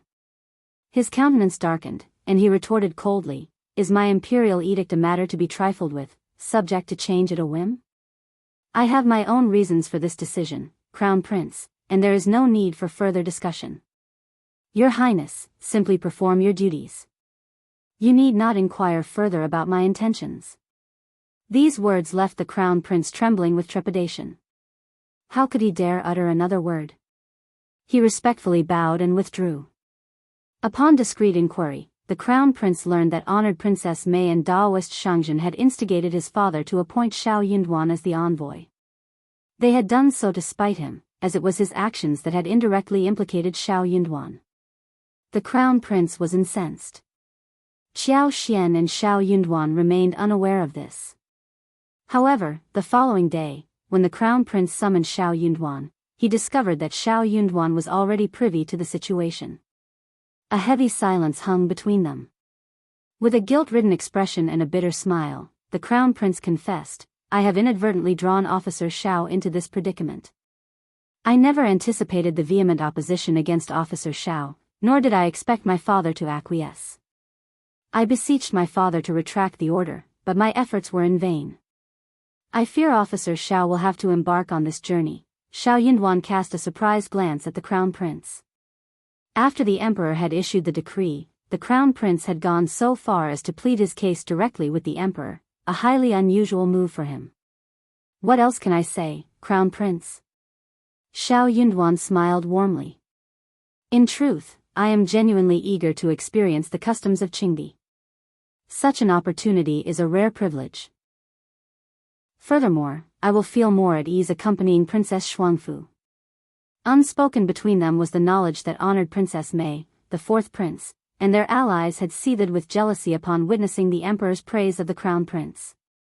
Given Xiao Yunduan's significant role in this matter, they would seize any opportunity to target him. The Crown Prince felt reassured after hearing Xiao Yunduan's words. He sighed, saying, "You are indeed Officer Xiao, with knowledge beyond that of ordinary individuals. Rest assured, I won't expose you to danger. I will arrange for someone to protect you. Moreover, as a marriage envoy, I doubt Qingdi would dare to act rudely. Nonetheless, the road ahead is long, and the waters are deep. No one can predict what may transpire along the way. Officer Xiao, you must be prepared. If you require anything, Officer Xiao, do not hesitate to inform me." "Thank you, Crown Prince." Xiao Yunduan nodded in appreciation. "I will contemplate my preparations upon my return, and I will be ready for any eventuality." The Crown Prince nodded in return, determination in his eyes. "Officer Xiao, I trust you will return safely." Chapter 1359, Marriage Envoy. Xiao Yunduan came to pay his respects, with an additional purpose of delivering the New Year's money to the Crown Prince. 3 banknotes, each worth 10,000 taels, were discreetly placed in his arms. Despite the unexpected turn of events, the Crown Prince did not forget the matter at hand. He carefully arranged the banknotes on the table and said, "Officer Xiao, please don't hesitate to share your thoughts with me." "Certainly, Crown Prince." Xiao Yunduan didn't oppose the idea of being a marriage envoy. However, he was concerned about how to break the news to his wife. If his wife were to find out, she would undoubtedly be anxious. How could he bear to see her worried? Following that night, Xiao Yunduan took Xiao Xian aside and engaged in a heartfelt conversation. Sensing a positive atmosphere, he eventually broached the topic of his upcoming journey to escort Princess Shuangfu to Qingdi after the New Year. The wedding date has been set. On the 8th of March next year, the Prince of Qingdi will depart for Qingdi, with the princess accompanying him. Please don't fret, my dear. I will certainly return to the capital in no more than half a year. During the days I'm away, if you're uncomfortable staying in the capital, I'll make all the necessary arrangements for you, whether you wish to go to Jiangnan or return home." Xiao Yunduan remained oblivious to the fact that his wife had been silently listening, without uttering a single word. His surprise was evident. Why was his wife so composed in response to such unexpected news? Something didn't seem right, it was very unusual. "Wife, are you?" Had she been rendered speechless by fear? Xiao Xian blinked, then peered up at him, her tone slightly irritated. "Are you going to send off Princess Shuangfu?" "Yeah. That's all. You're going to escort the princess to Qingdi for her wedding, and you'll be gone for at least half a year?" Xiao Xian inquired. "Yes, but I will do my utmost to return as soon as possible." After all, parting from his wife was something he found unbearable. This topic was quite disheartening. He had just brought it up, and the journey was still some distance away, yet he already felt reluctant. The fourth prince and the others were truly despicable. If they had any grievances, they could have directly approached the Crown Prince. What gave them the right to target him? Xiao Xian sighed gloomily, "But this journey will take you through many mountains and rivers, and the road is long. Who knows what challenges may arise along the way? If you encounter delays and aren't able to return, I will be stranded, whether in the capital, the south, or at home. I can't go home, as my mother would inquire, and I wouldn't dare to deceive her. If I reveal the truth, both my mother and my family will worry. Xiao Yunduan sighed in response. I understand, and I'm sorry. Xiao Xian softly remarked, if you don't want me to endure this, that's acceptable too. Xiao Yunduan was taken aback. Of course I don't want you to suffer. You've said it. Of course, he couldn't bear to see his wife distressed, so why would he want to wrong her? However, for some reason, his wife's words seemed to carry a different meaning. All right. Xiao Xian smiled, embracing him and speaking sweetly, I'm coming with you. Okay. Wait, what? Wife, you promised not to let me suffer. You can't break your promise. Sweetheart, this is the only way. Xiao Yunduan found himself torn between amusement and exasperation. However, Xiao Xian didn't view it as a significant issue. I'll be there, and Princess Shuangfu will have someone to accompany her. If any issues arise, Princess Shuangfu can communicate them directly to you, and I can speak on her behalf. It's rather convenient, isn't it? If you find any errors, ads pop up, ads redirect, broken links, non-standard content, etc., please let us know it report so we can fix it as soon as possible. Chapter 1360, She's going too. But the journey is arduous, and the path is long, Xiao Yunduan began, only to be interrupted by Xiao Xian's laughter. I've never been one to endure hardship. I used to grumble every time we ventured into the mountains. My dear husband, can you bear to leave me alone in the capital? Besides, I'm curious to see what Qingdi is like. In fact, this may be a once-in-lifetime opportunity. Husband, please allow me to accompany you. Xiao Yunduan sighed. As long as my husband agrees, he will surely find a way to secure a chance for me, won't you? Xiao Yunduan sighed again. He was growing increasingly frustrated, but he still hesitated to approve of taking Xiao Xian with him. It was not going to be a peaceful journey. This wasn't merely due to the unpredictable challenges of traversing mountains and rivers, or entering a foreign land. The main concern was that the fourth prince and the third prince were unlikely to let slip such a golden opportunity, especially the fourth prince. They were bound to find an opportunity to strike during the journey. The crown prince would dispatch guards and covert agents to ensure his safety, and Princess Shuangfu also had her own guard contingent. During the journey, the marriage envoy held absolute authority over the guards. Xiao Yunduan was confident in his ability to manage them. However, with Xiao Xian added to the mix, he could not guarantee anything. Excessive worry led to confusion. His deep affection and high regard for her left him anxious about potential risks and rewards. Once such concerns clouded his judgment, it could be perilous. Often, not only would it prove counterproductive, but it could also endanger both of them. This was something he absolutely could not accept. Although he found himself genuinely tempted by her proposition. Allowing her to accompany him without being separated would be the ideal scenario, a perfect balance. He also believed that she wasn't as fragile as she might appear. Even if the journey involved challenging terrain and lengthy travel, he was confident she could handle it. However, he couldn't afford to embrace this potentially perilous win-win situation, nor did he dare to. Xiao Yunduan couldn't bring himself to reject Xiao Xian outright, so he resorted to stalling tactics. It's getting late, my love. Let's retire for the night, and we can discuss this further later. We've been on the boat for quite some time, and you must be tired. How about going home and getting a good night's sleep?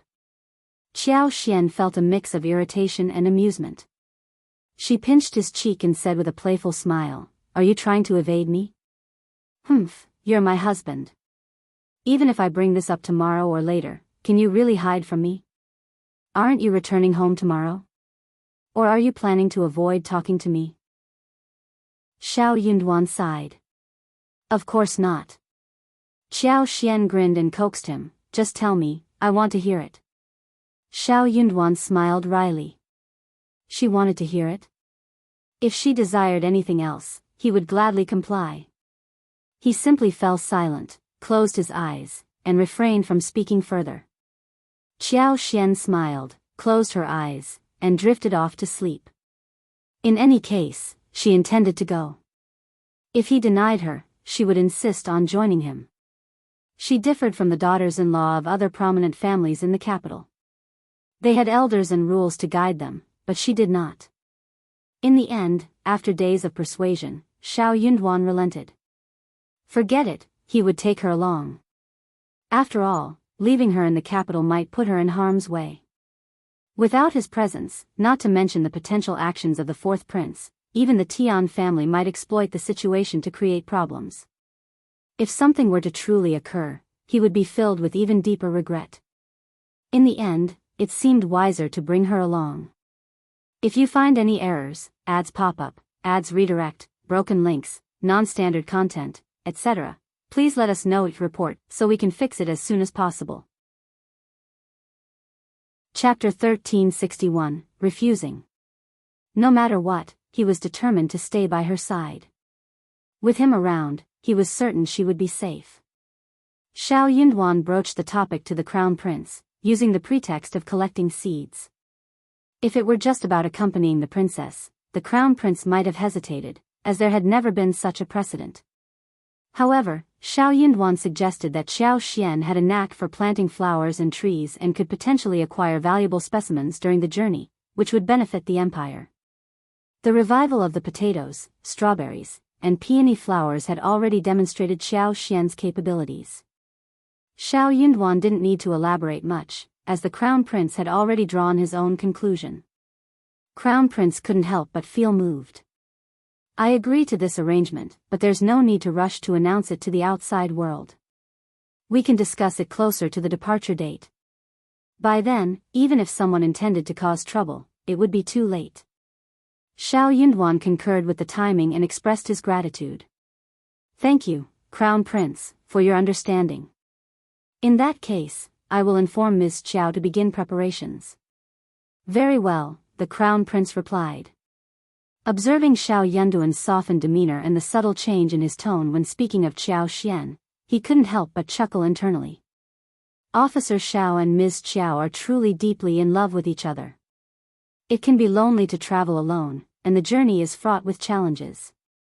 Having someone to look after you is advantageous. What if I ask Princess Consort to select a trustworthy and sensible person to accompany Officer Xiao? It would provide him with additional assistance. Xiao Yunduan's expression twisted with discomfort and displeasure. Crown Prince, you jest. I have no desire for anyone else to accompany me in this lifetime. My wife, Ms. Qiao, is the only one I need. The Crown Prince's countenance momentarily stiffened, and Xiao Yunduan's unequivocal refusal left him feeling somewhat embarrassed. Xiao Yunduan could discern the underlying dynamics, so he sighed inwardly and self-deprecatingly remarked, to be completely honest, Crown Prince, I lack the skill to manage the inner court. The mere thought of dealing with a multitude of women gives me a headache. I fear that conflicts would erupt both openly and secretly, causing utter chaos. That would be disastrous, wouldn't it? Let's keep it simple. Having a wife and children to continue the family line is sufficient. I am more inclined to assist Crown Prince with his burdens when I have the time. The Crown Prince burst into laughter. Officer Xiao, your perspective is unique, but I appreciate it. He narrowed his eyes and spoke in a hushed tone, Officer Xiao, please serve me diligently. Rest assured, I won't let you endure hardship. Xiao Yunduan bowed. Crown Prince, I will always remember your benevolence. You've already done so much for me. The Crown Prince chuckled heartily, feeling even more content. On that day, the Emperor also bestowed potatoes upon them. The Emperor's rewards far surpassed those of the Crown Prince. Given Xiao Yunduan's significant contribution to the empire, his reward was expected to be substantial. Although Xiao Xian had played a significant role in the matter, being a woman put her at a disadvantage. However, if the Crown Prince could remember her kindness, why would the Emperor argue with her? Xiao Yunduan handed over all the rewards to Xiao Xian, the 20 pieces of brocade, 4 pieces of jade ornaments, and 1 gold-inlaid jade rui, with a smile and said, this is all thanks to your efforts. Keep them all. Xiao Xian didn't decline and responded with a smile, of course, what's yours is mine, and my contributions are yours as well. Why should we divide them? If you find any errors, ads pop up, ads redirect, broken links, non-standard content, etc. Please let us know each report so we can fix it as soon as possible. Chapter 1362. I expect it to be like this. Xiao Yunduan couldn't help but chuckle. I like what you're saying. The two exchanged smiles. Xiao Xian was more concerned about accompanying Xiao Yunduan to Qingdi. Xiao Yunduan didn't hide anything from her and shared the crown prince's response. Xiao Xian smiled. I had faith that you would persuade the crown prince. That's wonderful.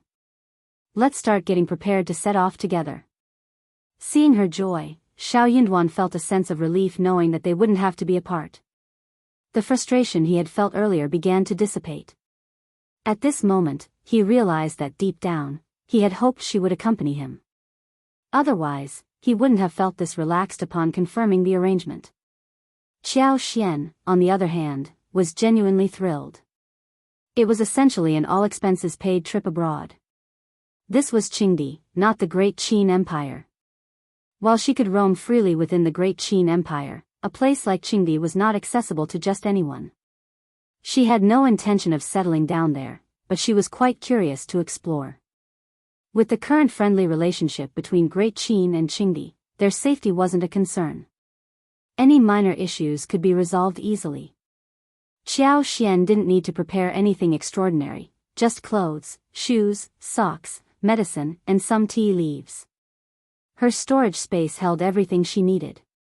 In addition to food crops and various harvested fruits, she had stored plenty of clothes and daily necessities. There was also an abundance of firewood, oil, salt, soy sauce, vinegar, and tea.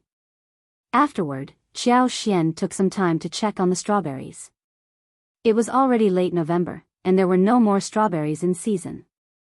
Xianxia and his team had used sickles to trim the stems and leaves, covering them with a layer of straw.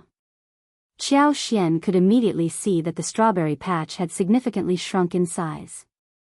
She noticed that Xianxia had tidied up all the scattered pieces, making the empty area quite conspicuous. Xiao Xian remembered that there used to be strawberries in that spot as well. It was clear that this had been done by the individuals sent from the palace to harvest potatoes. They had taken numerous strawberry seedlings. Although Xiao Xian had anticipated this might happen, she couldn't help feeling a bit displeased. On second thought, there was a saying that it was easier to see the king of hell than to deal with his subordinates. Strawberries had become a precious commodity in the capital, and those people had an easy opportunity to obtain them. How could they resist the temptation? She should consider herself fortunate that only a small portion had been lost. What could she have done if they had taken them all or trampled them into a mess? Would she need to plead with the crown prince? They had harvested the potatoes neatly, and the vacant space had been plowed and tidied. The tangled potato stems were also cleared away. Xiao Xian was aware that Xianxia must have arranged for this cleanup. Court personnel wouldn't bother with such tasks. Xianxia was indeed a meticulous individual. Xiao Xian returned to Xiao Yunduan and smiled. You should commend him later. Let's prepare a generous red envelope for him during the new year. Xiao Yunduan nodded. He is remarkably attentive and organized, which is quite rare. Well, get sizable red envelopes and present them to him before we depart tomorrow. Agreed. When Xianxia received his master's praise and heard about the red envelope, his face immediately lit up. Despite his humility, he couldn't help but grin with satisfaction. If you find any errors, ads pop up, ads redirect, broken links, non-standard content, etc., please let us know each report so we can fix it as soon as possible. Chapter 1363, New Year Gift. He had hastily summoned his masters to address the aftermath of this crucial moment. His masters had finally acknowledged his hard work, ensuring he wasn't toiling in vain. To be honest, those from the palace and the Ministry of Revenue carried an air of nobility. They were quite brusque and impulsive. Fortunately, the steward of the East Palace accompanied him, and the head of the Ministry of Revenue was a colleague of his old master. He had to show them some respect and step in. Otherwise, who knew what those individuals might do to this parcel of land? Especially the strawberries, they would hardly believe it until every last one was uprooted. Xiao Xian gazed at the strawberries and inquired with Xianxia about the hundreds of acres of carrots and cabbages. Could they be put on the market now? Xianxia nodded enthusiastically. Look at the extensive planting we've done. There's no need for me to venture into the city to find buyers. Many vegetable vendors have already expressed interest. More than half of it has been sold, and there's less than 300 acres left. I believe it will all be sold within 10 days. As Xianxia spoke, he provided a clear breakdown of the pricing and income.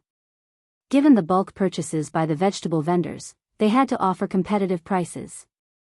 Carrots and cabbages were both selling for 2.5 copper coins per caddy. Xiao Xian nodded in agreement. That was a reasonable price. In other words, the capital's prices were higher than elsewhere. In Heshan County, cabbages often went for 1 copper coin for 1.5 or 2 caddies.